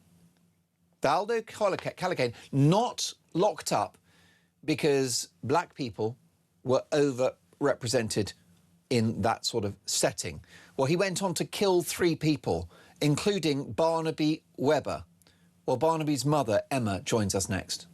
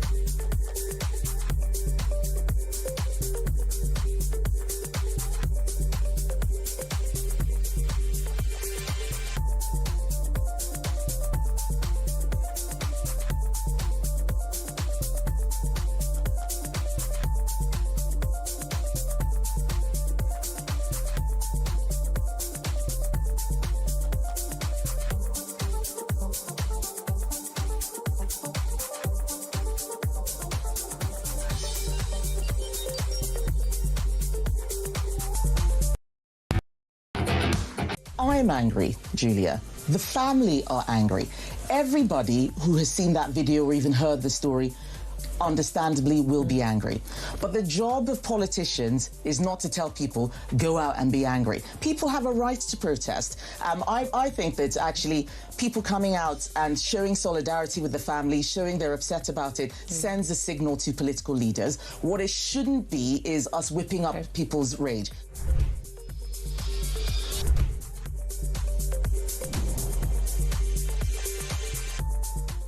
UK on DAB+, on your smart speaker, on your smart TV, and on your side.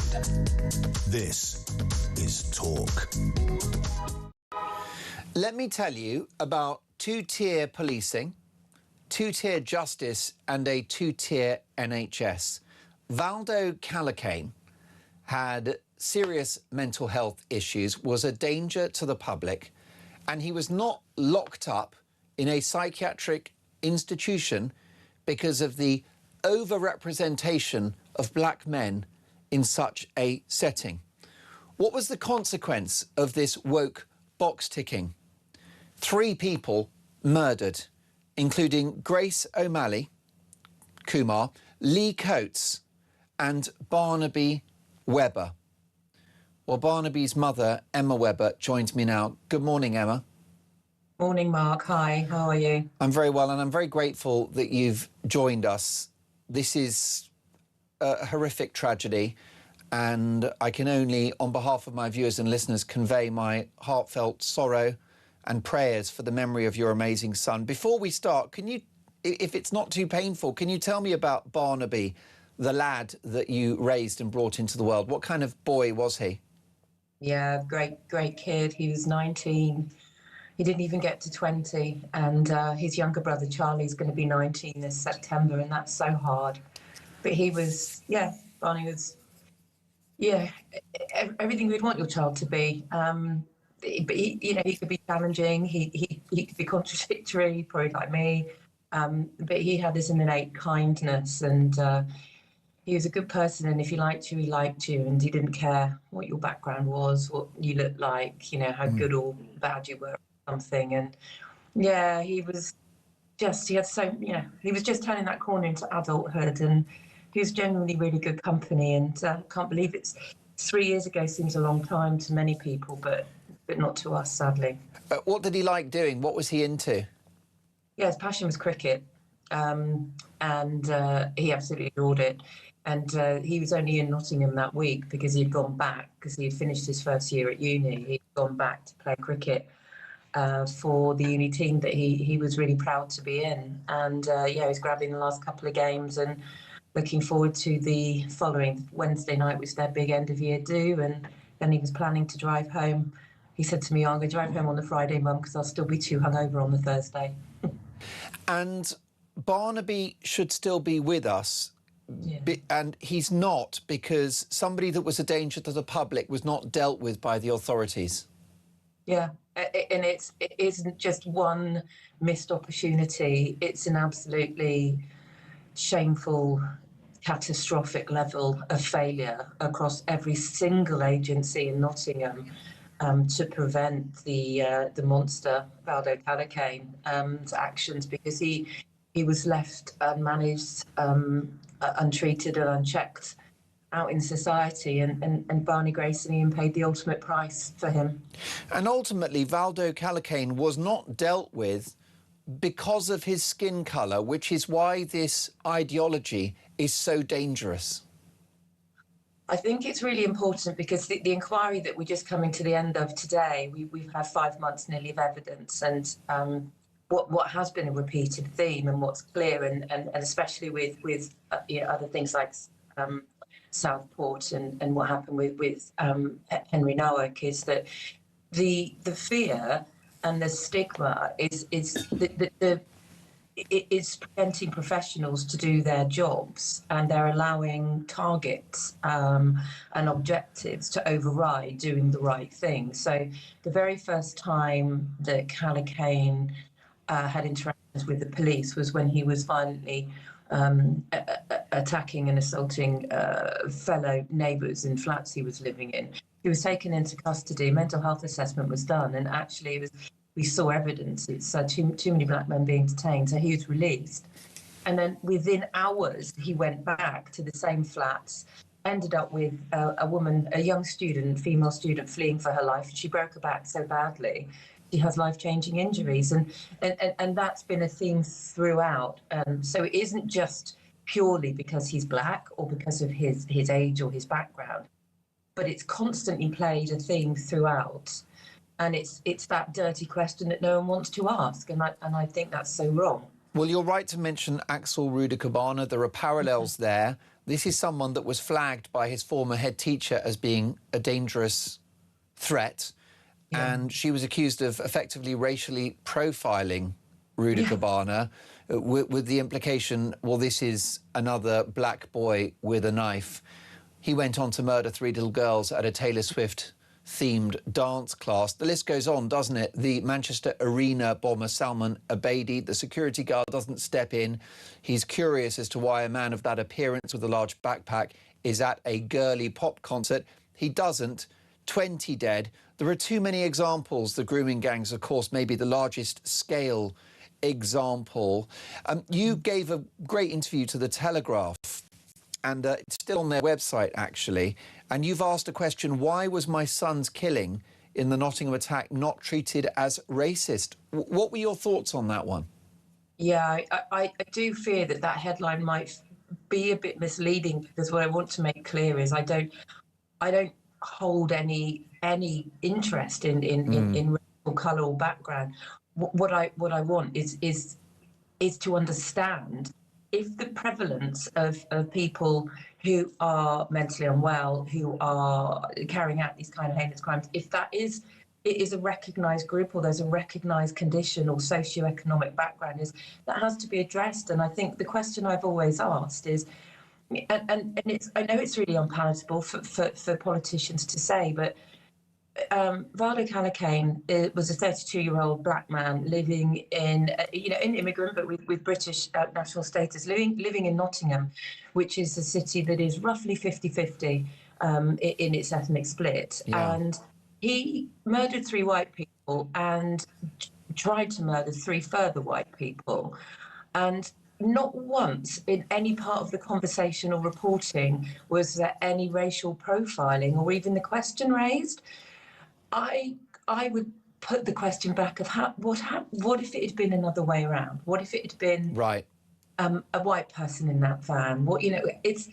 Those questions are really hard and they're very unpalatable and they have to be asked. And I don't want to politicise. I don't want to see this horrendous far-right extremist hate that's happened this week in Southampton. But if we don't ask these difficult questions, if we don't properly get to the root of what's causing this, it's just going to continue happening. Well, Emma, I think you're right to call out what could be the double standards of the political establishment.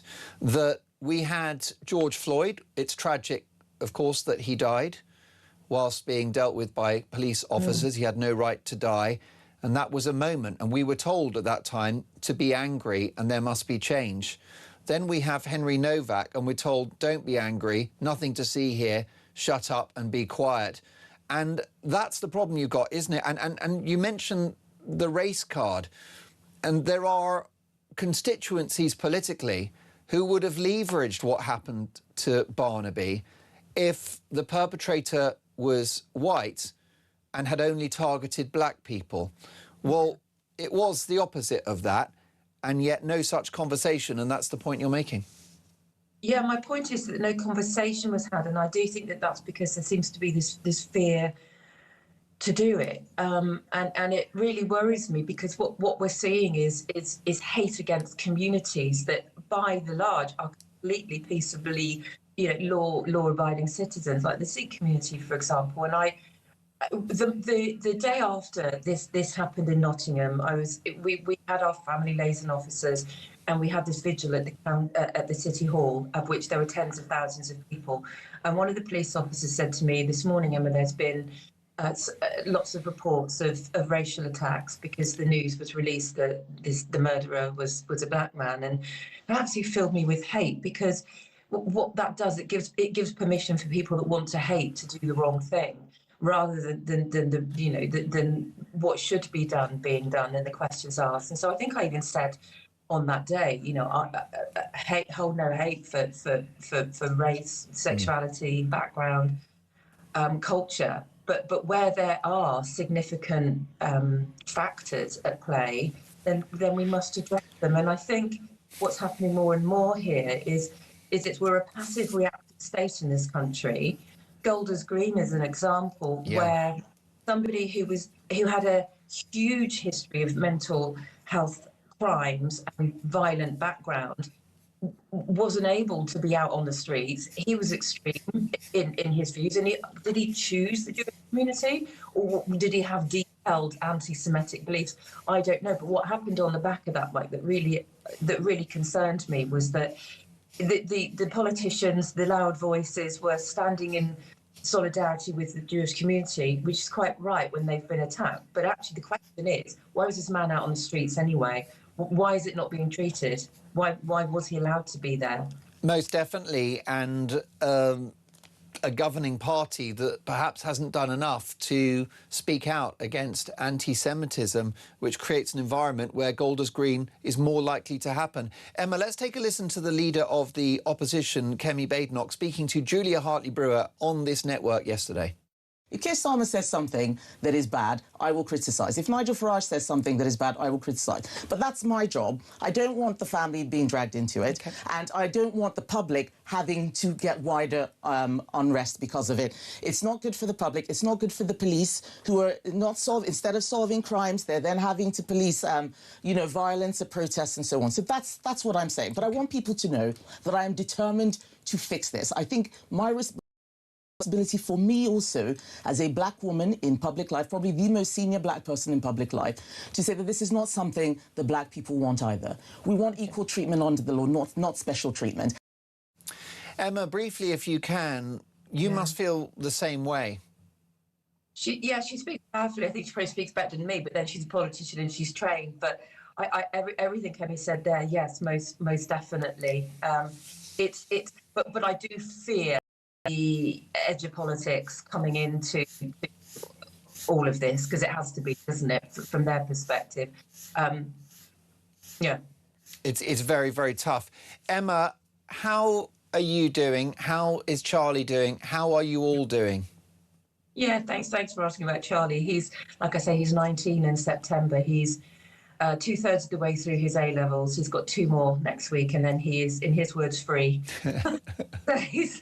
and the terrifying thing is, he's looking at universities now, and he's got his offers, and he's off on that journey that Barney started, and September 2022, ironically the same month that Calla Kane was discharged with no risk assessment, nothing in place whatsoever, was the very month I took my beautiful child to Nottingham, and a city that wasn't safe to have him. And that's a guilt I will carry for the rest of my life. But God, I didn't think I'd have to worry about what the mental health hospitals are like, what was the what was the crime rate, how were the agencies working. You shouldn't have to look at that level. I was just worried he was going to drink too much, not clean his teeth, and not study and get kicked out, and that in that order.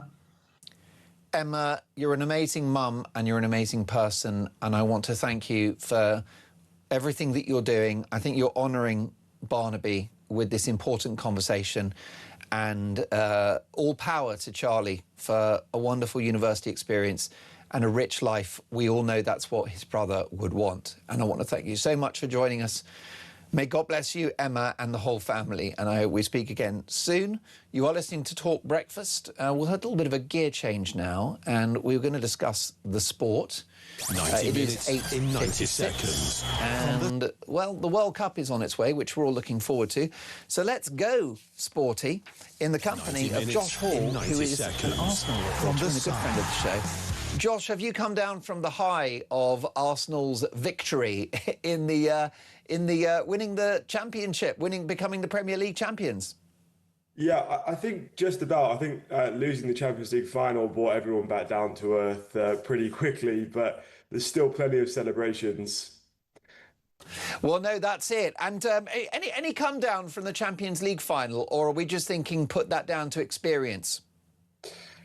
I think it's probably a situation where it was maybe slightly too early for Arsenal, especially up against a team like Paris Saint-Germain, who were the holders, who definitely you felt like were going to be favourites in that game. But it really feels to me like this Arsenal team have put themselves in a position to compete for a long time. So it wouldn't surprise me if they were back in that final either next year or the season afterwards. So, well, there you go. Good luck to them. Josh, what are your thoughts about the big stories of the day? What is burning a hole in your inbox today? Yeah, obviously, ahead of the World Cup, there's been a talk about Alex Scott, who's out with the England squad, but not actually part of the England squad. And the big news with him is that Andoni Iraola, who's just been hired as the new Liverpool manager, looks like he fancies bringing him to Anfield with him. Obviously, a very, very talented player, and it would be a really big move for him off the back of an impressive year at Bournemouth, obviously.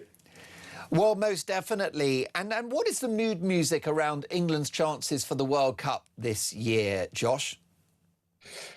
It's going to be a really interesting tournament. I think it's one of those where under Thomas Tuchel, people are looking at a completely different outfit to what we've seen under Gareth Southgate in the past. I think it looks like a team that maybe on paper doesn't look as exciting as teams that Gareth Southgate has had, but I would say we've had a lot of hope with those teams in the past and they've just fallen short. So perhaps being a little bit more pessimistic about their chances might be a good thing. Most definitely. And what about next season's Premier League? I mean, is it possible to say who are going to be the runners and the riders at this early stage? We're in a really interesting position now, especially with Andoni Iraola coming in at Liverpool. Yeah. All of the big six teams, bar Arsenal, are starting the season with a different manager than they started last season. So it's going to be a completely different prospect in terms of those teams that are competing for the title.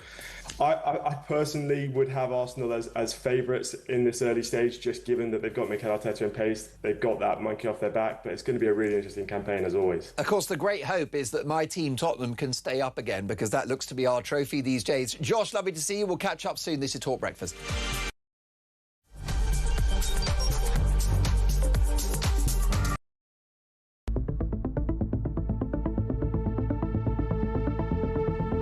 The video footage was so deeply shocking, the behaviour of the police disgraceful and stupid, and it shows something deeply rotten in our society. Enough of anti-white prejudice. A promotion of the idea that white lives matter just as much as black lives. Nigel Farage said today it should be white lives matter. Are you making the same point? It should be everyone matters. And when you hear Henry's faltering voice, losing its tone, losing its volume as his life ebbs away, you're not going to say, I don't think so, mate. And when somebody tells you they've been stabbed, your first job as a police officer is the preservation of life. Henry was pulled across the gravel, his hands forced behind his back, and he was placed in handcuffs. Instead of being treated as a dying victim, police formally arrested Henry for assault and read him his rights. That was the last thing he heard. I do want to address the Henry Novak case and what has happened since I was on air yesterday. Because after his son's murderer was sentenced on Monday, Mark Novak said of his son, "We do not want his death to be used to create further division, hatred or tension. We want his story to help make our streets safer for everyone."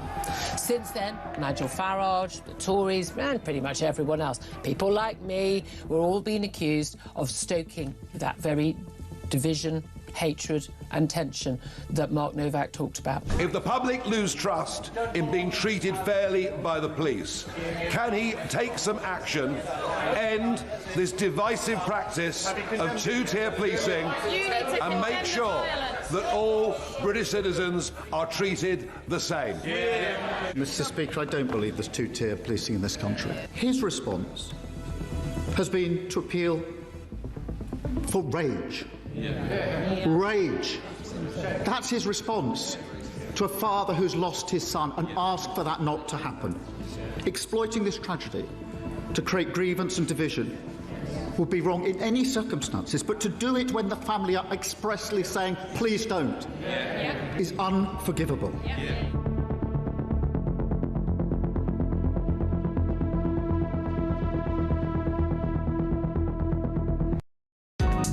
across the UK. On DAB+, on your smart speaker, on your smart TV, and on your side. This is Talk.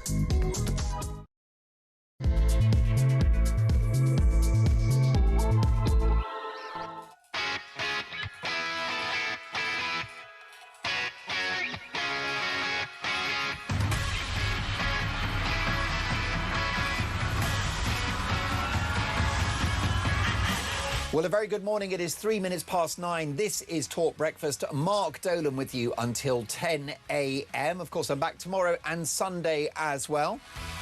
Breaking this morning, Andy Burnham confirms he wants to be Britain's next Prime Minister, throwing down the gauntlet to Starmer should he win the Makerfield by-election. We will bring reaction from across the political spectrum, including in just a moment from one of the most respected journalists in the country. Is Burnham the answer for Britain?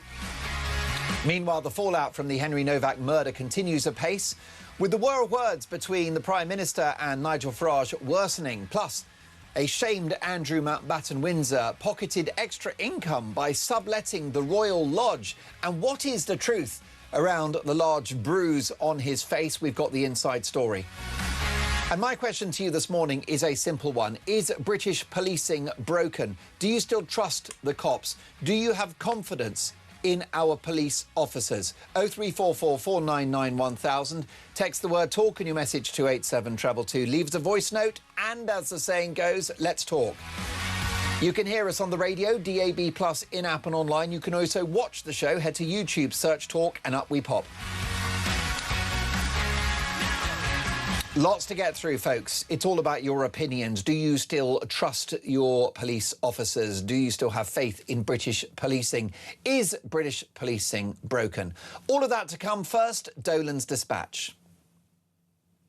Now, in many ways, the solution for this country is to simply go back to where we were 3 or 4 decades ago.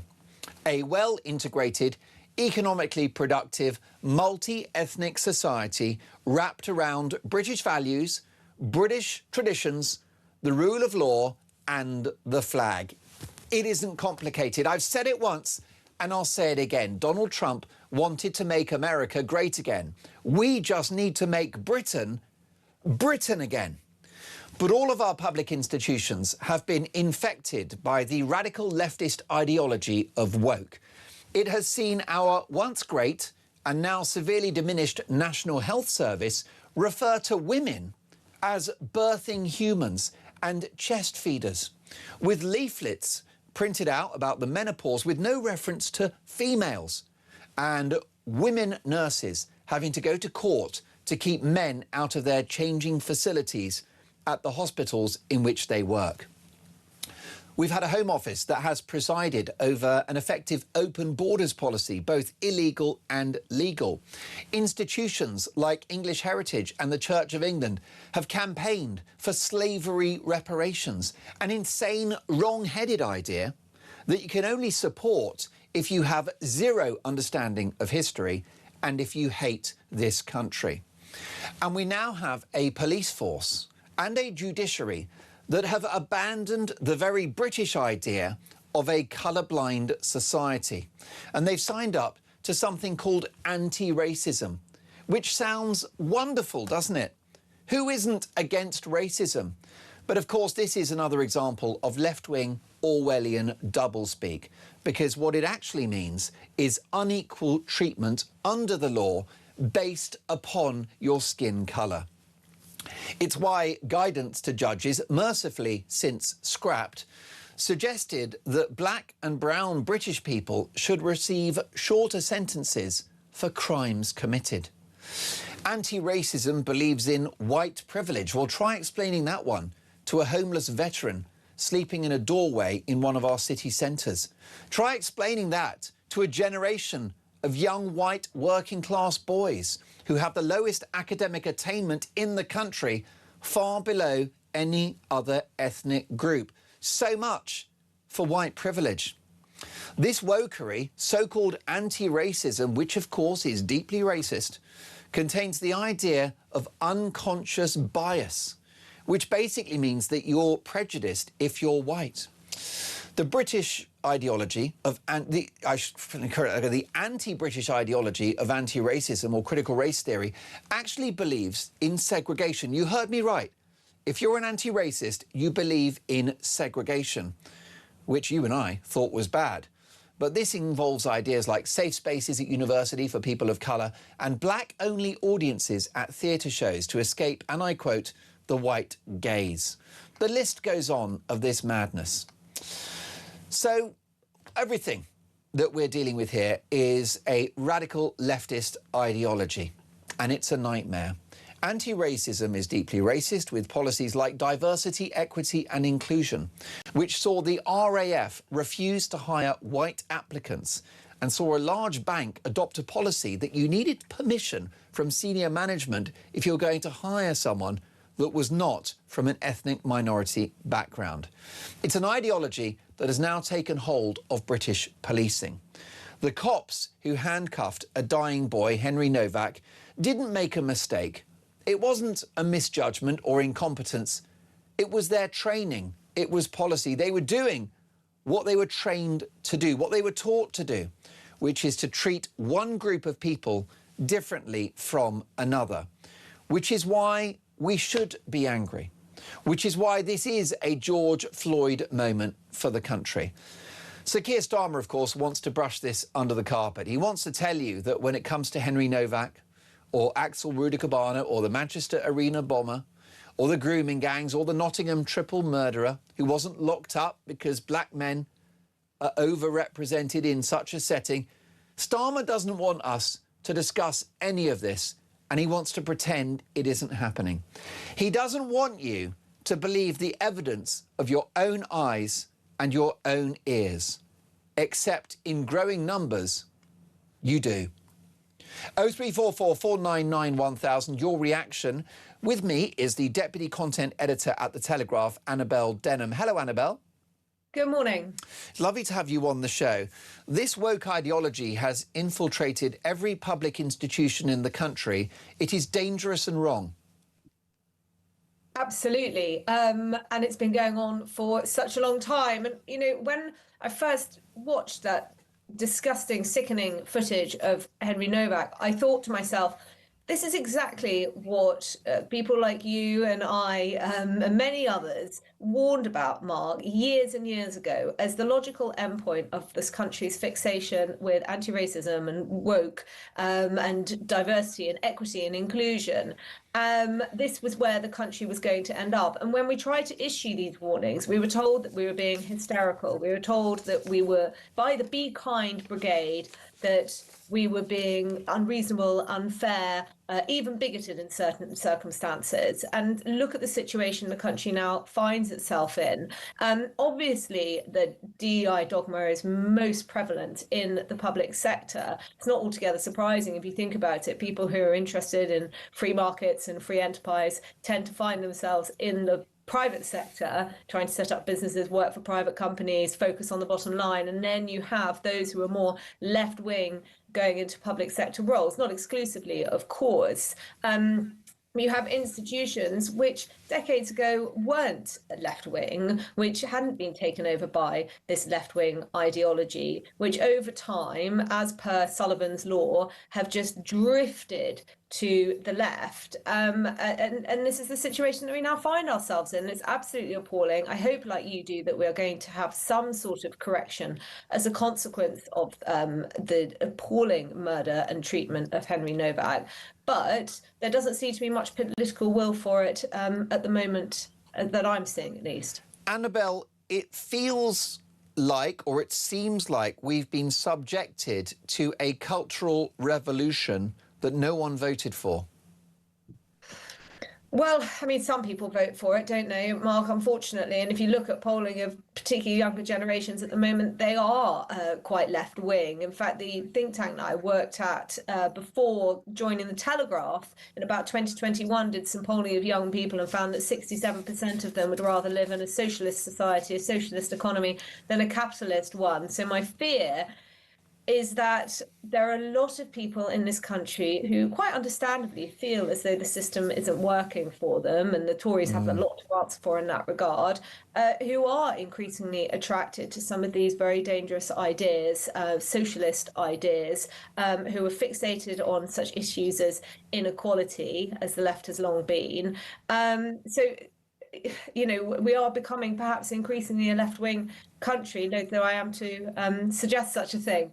But nevertheless, you are right that nobody voted for a lot of this nonsense. And you know, you talked about anti-racism earlier and how it's often just used as a cover for racism against white people. I actually think it's racist against ethnic minorities as well, because it's the soft bigotry of low expectations. It's this idea that if the private sector institutions didn't have DEI policies, then there would be no way that ethnic minorities could rise through the ranks, for instance. Can't we revert to a situation where we live in a meritocracy where the best candidate is selected for a particular role? Rishi Sunak didn't need a helping hand or a shortlist to become Prime Minister. No, of course he didn't.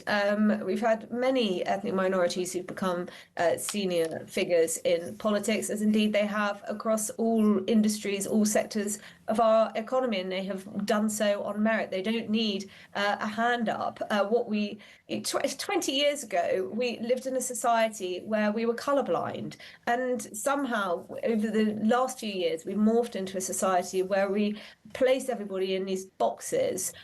We place them all on this pyramid of sort of intersectional victimhood, and we're obsessed with the colour of people's skin. We're obsessed with their sexual orientation. We're obsessed with their gender.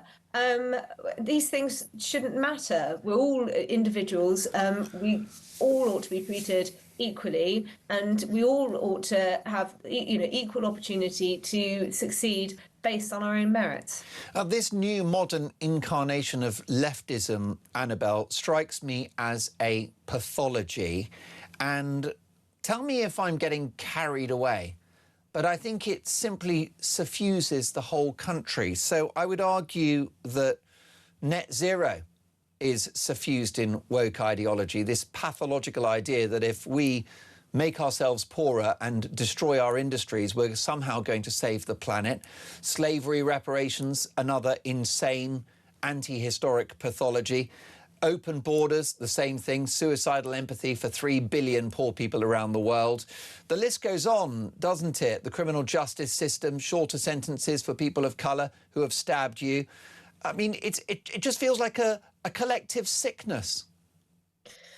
It does. I think that a lot of this can be traced back to this concept that we commit an original sin by industrializing. We were one of the first countries to do so, and we have benefited enormously from that. Around the time that we were rapidly expanding economically and developing, there was the slave trade, and there is this idea, very, very prevalent, that the UK benefited and grew and prospered by trampling on the backs of slaves. It was through the slave trade that we saw such enormous economic expansion. But actually, recently, economists and academics have debunked some of those claims. But this is the ultimate idea. It's that we committed this original sin and that we ought to atone for it now. And therefore, we must cripple ourselves economically as a society in order to, as some sort of form of penance. And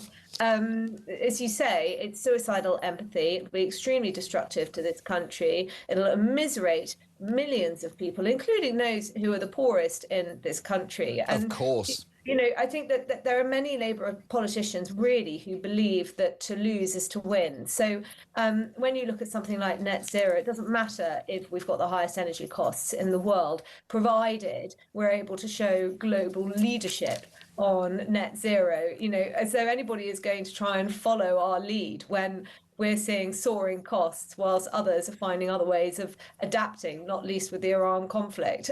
So, you know, it's all very bad news for our economy. It's bad news for our society. And unfortunately, you know, best case scenario, we've got 3 more years of a Labour government. Worst case scenario, we've got 3 more years of a Labour government followed by some sort of rainbow coalition on the left of Greens and SNP and Labour and the Liberal Democrats.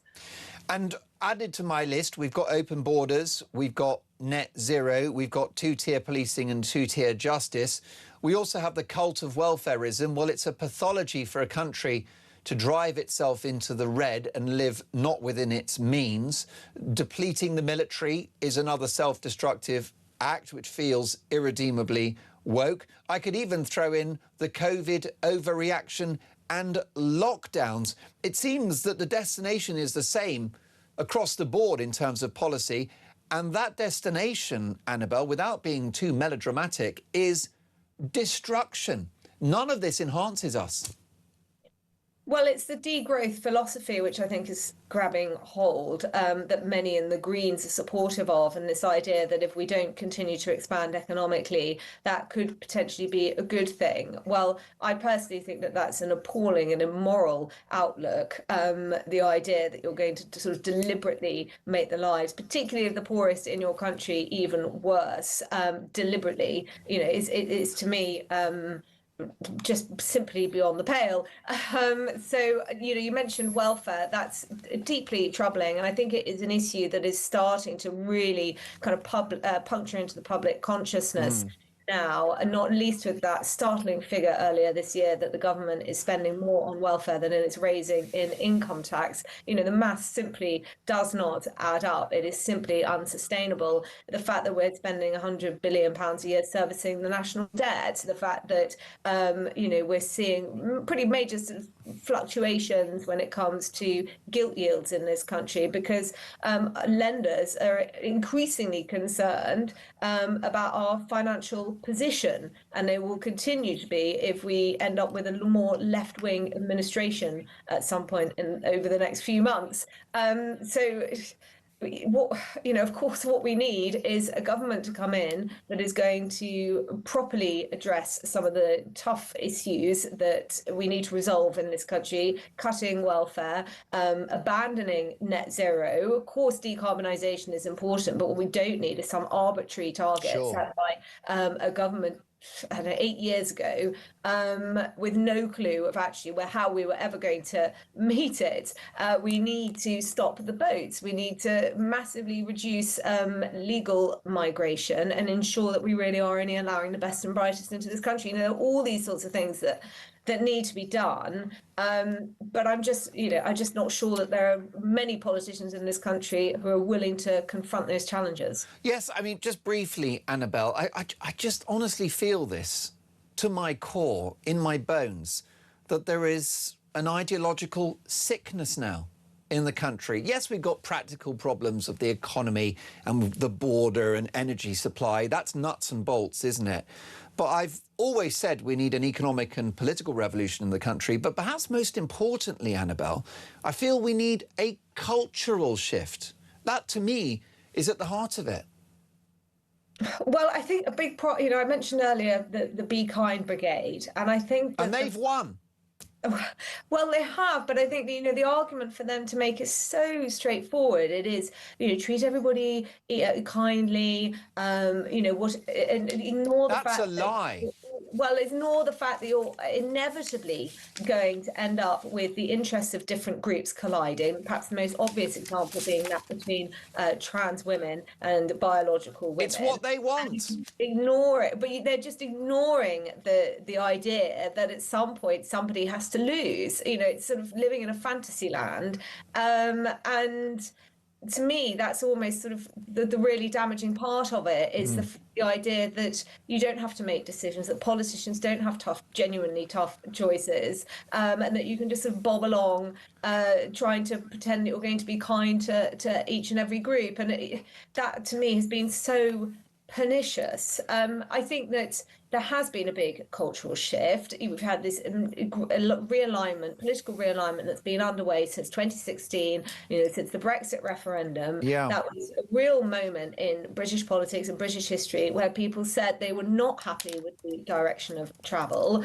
where it became apparent that the most salient issues were cultural rather than economic. People did not want very high levels of immigration. They were extremely concerned that the government was ignoring the failures of integration, that it was pursuing the multiculturalism dogma. And so in some ways, I think that there has been a sort of cultural shift underway, that the the political establishment is so detached from it. That's why Reform have been able to be so successful. It's why they've been polling in the high 20s, dominating polls for the last couple of years. It's because people finally, the silent majority, finally feel as though there are politicians out there who represent their views and are unafraid to voice them. For a long time, I think people have felt these things, but they've been silenced by, the narrowing of the field of acceptable speech. Annabelle, a couple of seconds as a closing thought. Can I offer you a quote? "The facts of life are conservative," Margaret Hilda Thatcher.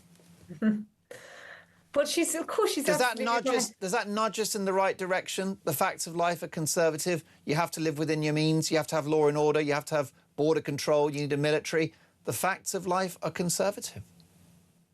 She's right, and every time that we have strayed too far from that, it has been calamitous for this country, as we saw in the 1970s, and we will see, I expect, or are seeing in the 2020s. And my hope is that we can, in 2029, have a government which is on the right of British politics, which can restore some of those principles. Annabelle, deeply grateful for your time. One of the finest journalists in the country, the deputy content editor and fantastic columnist at The Telegraph, Annabelle Denham. More to come. This is Talk Breakfast, 9:23.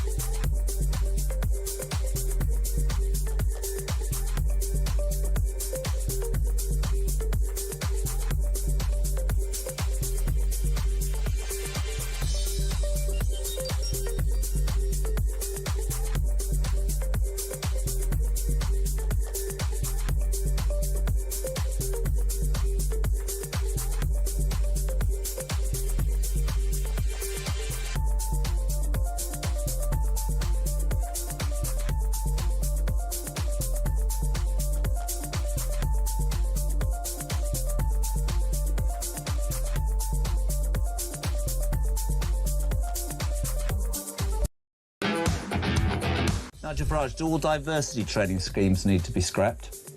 The whole lot. The whole lot. This is where the poison starts. I had a lot of emails from serving and ex-police officers. One guy said, look, there's only one thing I fear as a police officer in terms of losing my job, and that is a member of the public making a complaint that I've acted in a racist way or not acted to intervene in a racist incident. If I miss a murder, if I miss a stabbing, well, that's too bad. But if I miss an accusation of racism, I will be suspended immediately. Across the UK, on DAB+, on your smart speaker, on your smart TV, and on your side. This is Talk. How do we fix our broken policing? This is Talk Breakfast. It's 9:26. With me now is another outstanding world-class journalist. I'm spoiled today. Brendan O'Neill, chief political writer at Spiked. Hi, Brendan. Hi, Mark. How's it going? Really well. Lovely to see you again. These are dark times, aren't they? And there's a real issue coming through in the text messages, the calls to the show, the voice notes, a lack of confidence now in our cops. Yes, absolutely. And it's not remotely surprising, isn't it, given what we saw in relation to Henry Novak? You know, we've all seen that body cam footage. I've seen it a few times now because I've had to write about it quite a few times. And it's just horrendous, the utter failure of those police forces on the ground who ignored this boy, wouldn't listen to he was basically begging for his life, saying, I can't breathe, I've been stabbed. But they seem to put more emphasis on the accusation of racism. And I think what's come to light over the past few days, and this is something that some of us have known for quite some time, which is that so-called anti-racism training, which is rife in the police and across the state in modern Britain, that has really warped people's minds. It's really twisted their judgment. It's really made them so fearful of ever being accused of racism or Islamophobia or anything else that they can't even act on their basic human instincts. So it's time to rid the police of all these influences now. Most definitely. And the progressive left are very clever, aren't they, Brendan, with their Orwellian doublespeak? Because anti-racism sounds lovely. Who disagrees with that? Well, exactly. You know, most people are anti-racist. Certainly everyone I know is anti-racist in the sense that we don't think you should judge an individual by his race. That's the basis of anti-racism. But what the left has done under the title of anti-racism, they've done the complete opposite of that. They have reintroduced racial thinking. They have rehabilitated the racial consciousness. They do now say that we should judge people by the color of their skin. We should see white men in particular as potentially problematic and privileged and people who need to check their privilege. We should see black and brown people as victims who always need a certain approach. They have divided us into different racial categories and they kind of accord you moral worth or deny you moral worth depending on what race you are. That is racism. And we now know that the police were acting on that neo-racism because we've seen all the policy documents in the police which say you shouldn't treat people equally, you shouldn't treat them as the same, you should approach non-white people in a more sympathetic way. So racism has been rehabilitated in the name of anti-racism. It is, as you say, absolutely Orwellian and really needs to be challenged. In the aftermath of this tragedy and the scandal of the police's actions that fateful night, Brendan, why has the Prime Minister spent so much time attacking Nigel Farage? It's actually really starting to make me sick. The way they have all turned on Farage because he called for pure cold rage. By the way, that's what millions of people felt when they watched that body cam footage. My WhatsApp groups on Monday night when that footage was released, my WhatsApps were buzzing with people who don't work in politics, don't work in the media, ordinary people, friends of mine, who said they felt physically ill. They were fuming. They used words I would never dare to use on your show, Mark. Yeah. They were very, very angry. And so the way in which Starmer has turned on Farage, I'll tell you why. It's because he's back in his comfort zone. He can't handle the questions that this awful case raises about two-tier policing, identity politics, state failure. He can't handle those. So he's scurried back into his comfort zone, which is bashing Farage, bashing populists, saying that we're all a menace to the nation. You know, this is the truth of it. It's not Farage that is exploiting this tragedy. It's Starmer. He is exploiting the grief of this family to hide away from perfectly legitimate questions about two-tier policing and identity politics. And I think it's really shameful behaviour. Most definitely. And there are parallels with 2020, aren't there, Brendan? We were told in 2020, following the very tragic and awful murder of George Floyd, that we should be angry and there must be change. Now, after Henry Novak, we're being told, shut up, racist. It's so, I mean, the hypocrisy is so brazen, it's almost admirable at this point. You know, it's such a high level of shamelessness that we're seeing from the media elites, the political elites. These are all people who openly called for rage and fury after the death of George Floyd. Sadiq Khan said, I understand the fury that has greeted this killing. People in The Guardian, people in The Independent, journalists across those newspapers said, we need rage. And they celebrated the exportation of fury from America across the world. They openly celebrated anger. But as soon as Farage, and let's be honest, as soon as ordinary working class Brits got angry about this case, suddenly they were reaching for the smelling salts. Suddenly they were dashing for the fainting couch.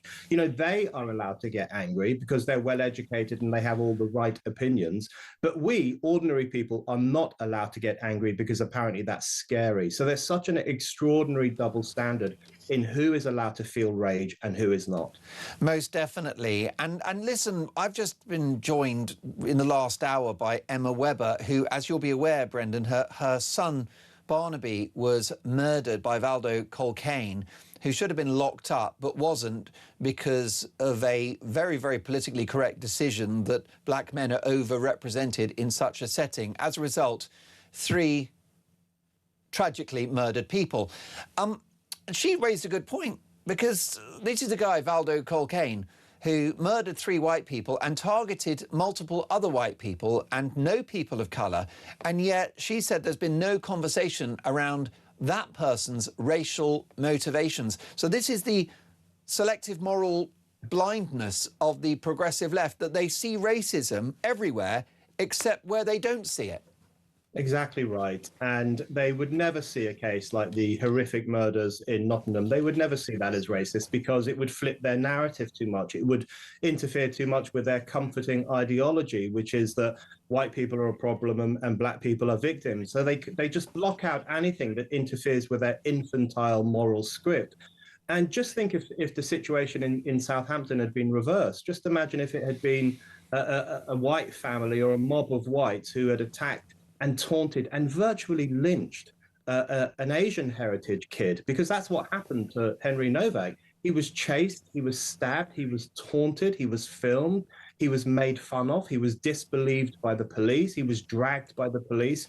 Just tell me, what do you think would happen, Mark, if a gang of whites had done that to a non-white kid, and if the police had behaved like that in response to a non-white kid? I'll tell you what would happen. There'd be riots.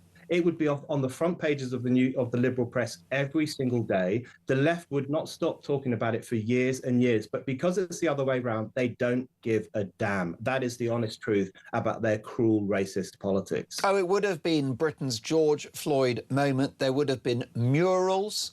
There would have been Twitter bios. You'd have the Prime Minister speaking instantly about this, and there would be some performative gesture equivalent to taking the knee.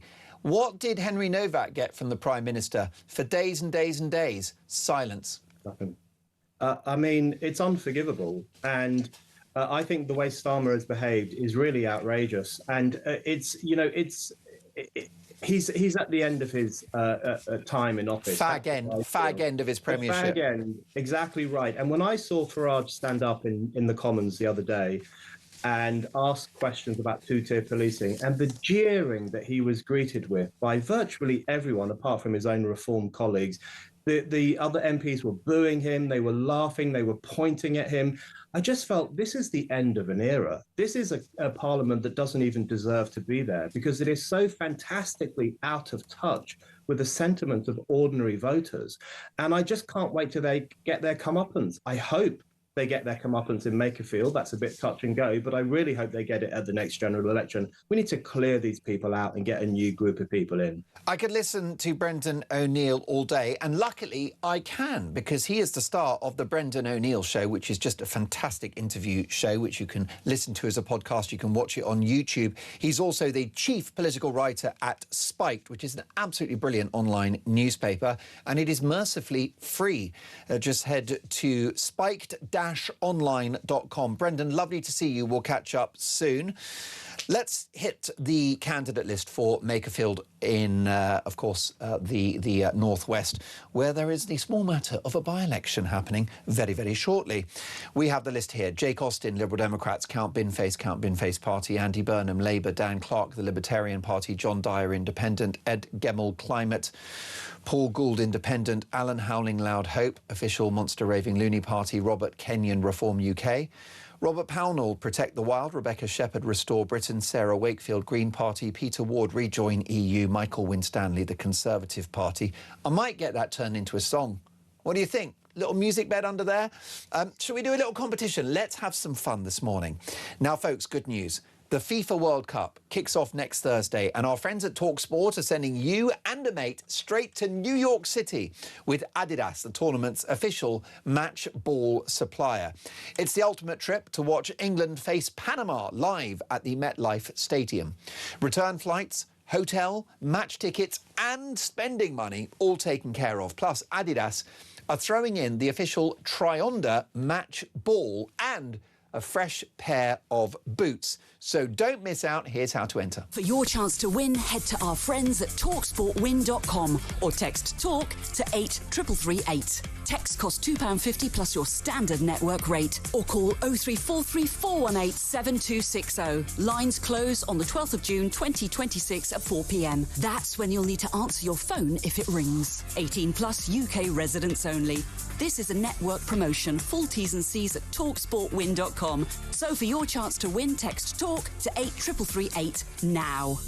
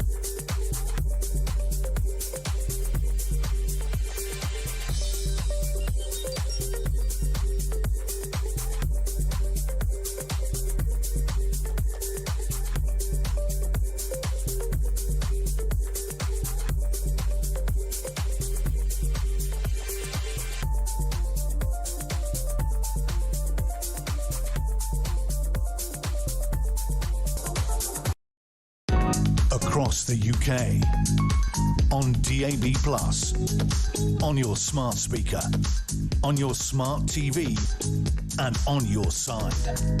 This is Talk. 9:39 Talk Breakfast. How do we solve our broken policing? Colin Sutton is a police and crime advisor to Reform UK. Good morning, Colin.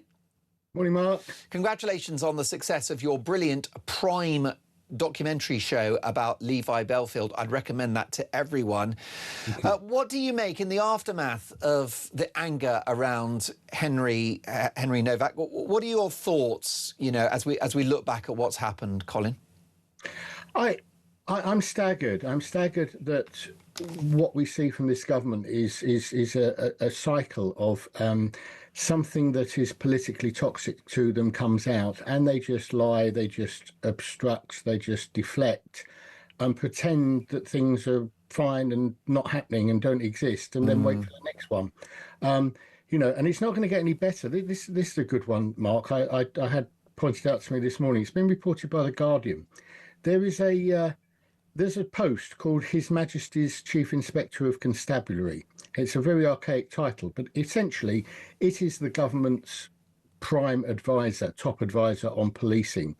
And they're choosing a new one. They did the final interviews in the middle of May. They haven't announced who got it yet, but here are the two candidates. The two candidates were Andrew Marsh. Now, he is the head of the College of Policing, which is the organisation responsible for these police race action plans and all the other wokery that's been going on. And he was formerly, between 2016 and 2013 to 16, he was the Chief Constable of Hampshire, of course, that was involved. And the other candidate was Olivia Pinckney, and she took over from him as Chief Constable of Hampshire. When she retired in 2023, she became an advisor to the Labour Party, and she's been labelled the Queen of Woke. So those are the two candidates for that vital role in policing, and nothing's going to change, is it? Because they're fully signed up to how it is and how clearly, from what's been said, the current government wants it to be. Well, that is deeply concerning, Colin, and it doesn't bode well. Colin, let's take a couple of calls if we can, because I'd love your thoughts on what my viewers and listeners have to say on this. Anne is in Nottinghamshire. Good morning, Anne. Welcome to Talk Breakfast. Morning, Mark. How are you? I'm really well. Lovely to have you on the show. It's my understanding that you don't call radio stations very often. Absolutely not. It's not a thing I do. Well, listen, what's provoked you to do that today, Anne? Well, basically, you talked about the police and how much faith you've got in them. My husband had a RTC on his bicycle and they just wasn't bothered. No, they don't care, do they? They just don't care. And you can go into any supermarket now and nick 200 quid's worth of goods, and the taxpayers, like myself and many others, who pay the way, are getting charged even more by them not being able to do the job properly through bureaucracy and paperwork, irrelevant to whether you're black, white or pink. And the people around you, your friends and family, feel the same lack of confidence in the police? Yeah, because my mum's had instances of knock a door run and stuff like that, and they're just not interested. Why do you think it's happened? Why do you think that there is so much crime now? Why do you think this has happened to the police, Anne? Right, I should tell you where it all starts from, Mark, but a lot of people aren't going to agree with me. It all starts at home. So when they took the parental rights off us parents, and then the parents send the kids to school, and the schools can't. I mean, we used to get clobbered by teachers at school. We were scared of police as growing up. Yeah. I said, it all comes back from being at home. And the police are not funded, like the armed forces are not funded. We are just a sitting duck. That's another story. Anne, I think you've made some brilliant points. You have to promise me that you'll call me again, because what you've said there is very interesting, very fresh in this debate and very important. And thank you for that. And they're mentioning families and the fact that we used to have some respect for the institutions. You feared the police, and actually you feared your headmaster or headmistress as well. Before we come back to Colin, Dave is in Chorley. Dave, what would you like to say to Colin, who is the police and crime advisor to Reform UK? Morning. Morning. I'm kind of disgusted with my country at the moment. I don't know where we're going. It's just a shambles of a mockery of a shambles. Yeah. That's the problem. These people snarling at Nigel Farage. Now, don't get me wrong. I ain't not a Reform voter by a long way. Not a chance at this present moment in time. I'd like to ask him where that 380 million pound a day went during Brexit, but that's another story. Fair enough. They're snarling at him like we're back in the prehistoric times. They're pointing, fingering. There's one guy in that picture. I don't know who he is. He's the most angriest person I've ever seen. And I've seen some people in my 60 years in my life. And what I said to the lady when I phoned up, I said to her, "You've got 7 weeks off coming up for the holidays. Why does every MP, the 599 MPs, with the exception of Mr Farage, go back to the constituencies and say to his constituencies, do you think we have a two-tier policing in our system?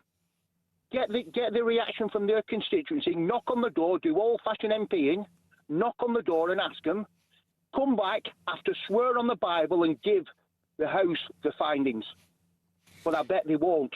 I bet they won't do that because they'll be shocked. So, Dave, what you're saying to myself and Colin is that the political establishment are not listening to the public, which is why you would love the MPs to go door to door. 110%. Sorry, there's no such thing as 110%. 100%. You know, 100%, yes. It's the British public, it's us. I've been on the road now. I deliver bread for a job. I've been on the road now since 2 a.m. every single day. Wow. Okay, I'm still out now. I'm just heading back. I've had to pull over, obviously, to take this phone call. I'm not the only person that's doing this to keep food on the table. If we don't deliver bread, you don't get your toast at morning. It's as simple as that. Just like the milkman doesn't, and it's us that's putting these people in charge of our country, and they're just spending money they don't give a monkeys. They do not give a monkeys what they spend money on. Because it's not their money. Nobody pays for other people's holiday homes. Like if you've got, for instance, I don't know, I'm just going to pick a name out. Tom Cruise, and he's got 2 houses. He's got holiday home in Spain and one in America. He doesn't turn around and say, "Can somebody pay for my holiday home in Spain? I'm going to redecorate it. I'll just get somebody to pay for bill for it." So why does an MP? Why does an MP have to pay? Why do they get expenses for travelling? I don't get expenses for travelling for work.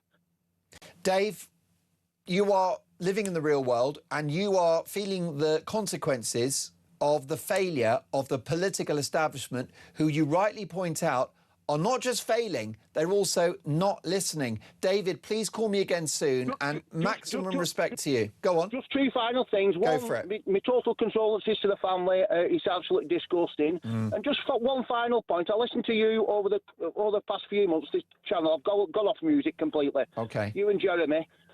Not once have I heard anybody come on and speak to Jeremy or yourself who actually voted Labour in 2 years ago. Not once. Not once has somebody put all their hands up and said, look, I do apologise. I'm one of them people. Dave. So where are they now and what are their thoughts? I live in hope that they will call one day because I want them to. I'd quite like Carol Vorderman, who said we should vote Labour. Dave, you are a legend. I'm so grateful for your call and your passion, your articulacy, everything you've had to say. I don't know how you follow that, Colin Sutton. Well, what I'll say to Dave is that we, Reform, are the party for people like him who get up in the morning and work. I call them PWACs, people with alarm clocks. It's not right that people like Dave get up at 2 in the morning and go working hard, and most of their taxes get given to people who can't be bothered to do the same thing. And that's very much where we're from. Nigel Farage, in what he said about the two-tier policing, is actually trying to articulate what the feeling of the majority of the people in this country is. It's absolutely fatuous that it's been turned around and say he's causing division, because trying to say that things are done absolutely equitably and with equality to everybody is the polar opposite of causing division.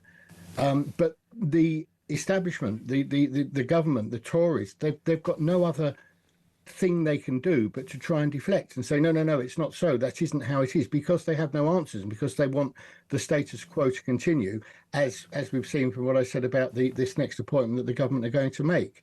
So I would say to Dave, he said he's a long way from voting for reform. I would say, well, who is going to really look after your interests? You ought to take a look and think, how are things going to change? And things are only actually going to change if you don't get people who are dyed-in-the-wool politicians and political professionals, people who have been in your world, the real world, and you put them in charge.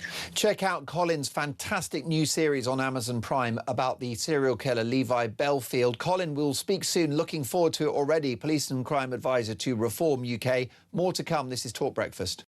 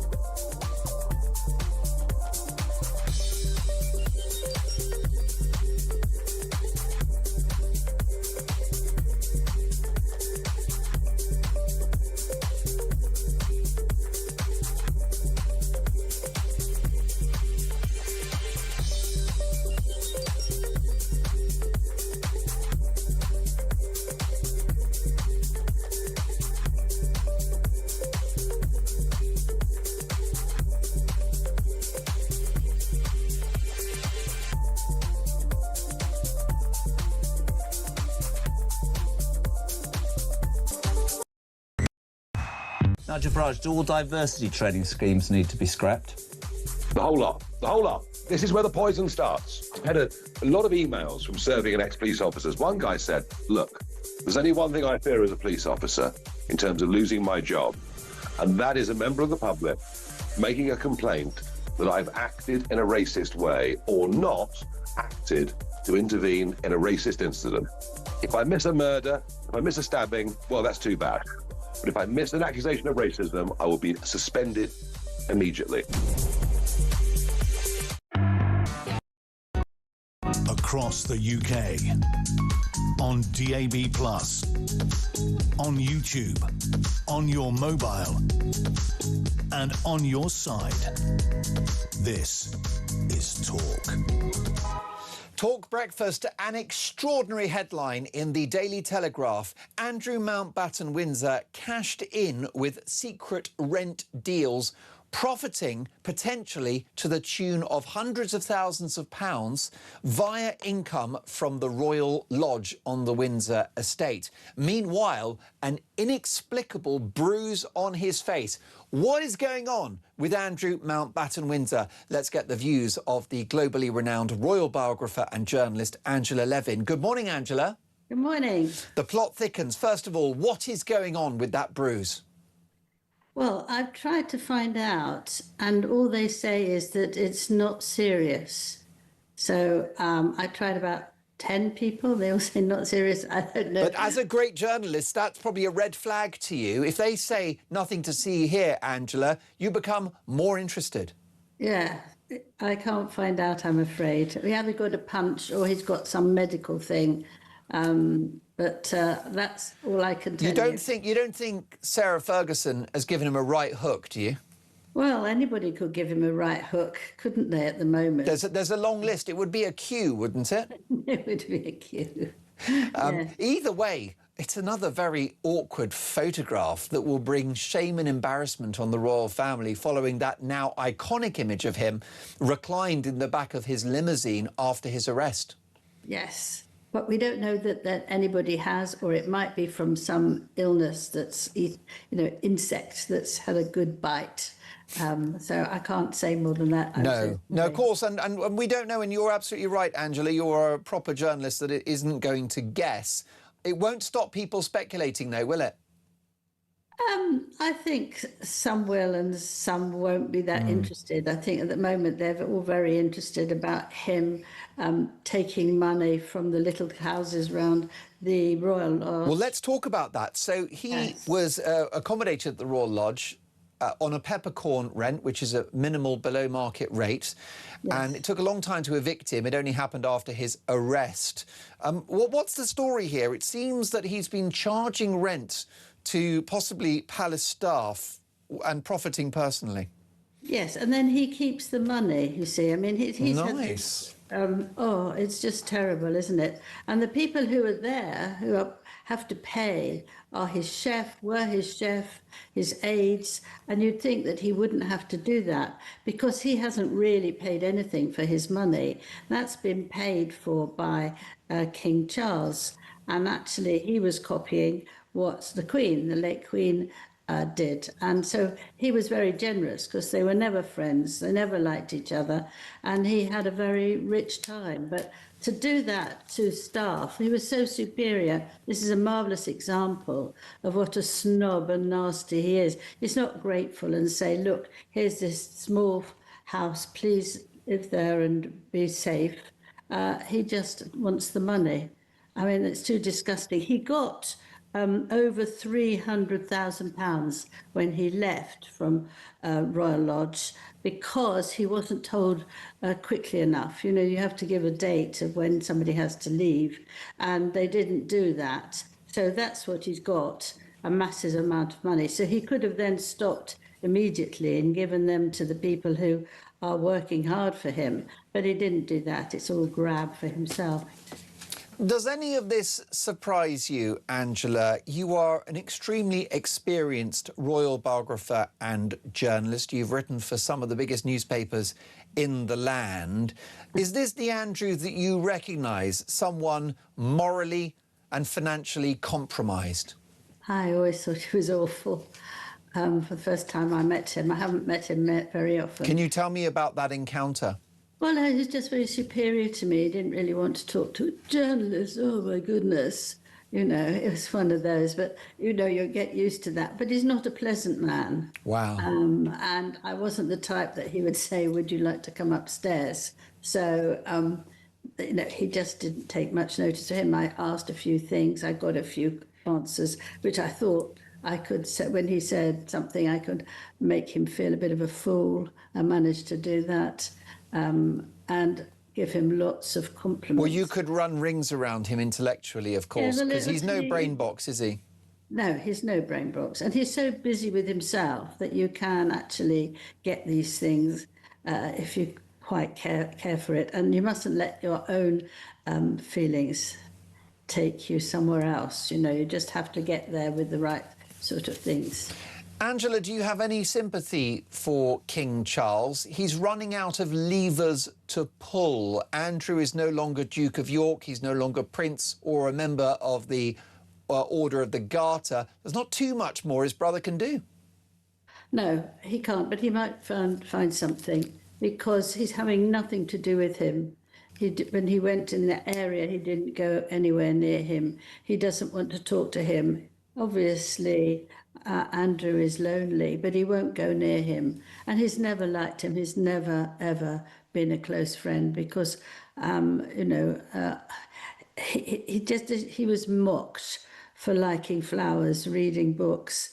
And so, you know, he was always downed, and his father and mother preferred him for quite a long while to the king. And, you know, I feel sorry for the king, because it's very awkward that he's trying to do his best for all the people, and that someone like Andrew messes it up because he's only thinking of himself. Most definitely. With us in the studio is the brilliant Charlie Rowley, Angela, who is live at 10 a.m. And Charlie, I'd love to know what you think there in terms of what Angela has had to say. The poor king is running out of options to deal with his brother. Well, you're absolutely right, and Angela's absolutely right. We talk about brothers being Harry and William, having some sort of, you know, difference of approaches to things, but the king and Andrew seem to have taken completely different, roles in life. You know, the King Charles, you know, getting on with the job and having, you know, strengthening international relations with the US. Andrew seems to be just grabbing the headlines for all the wrong reasons day after day. Angela, we love having you on the show. I'm looking forward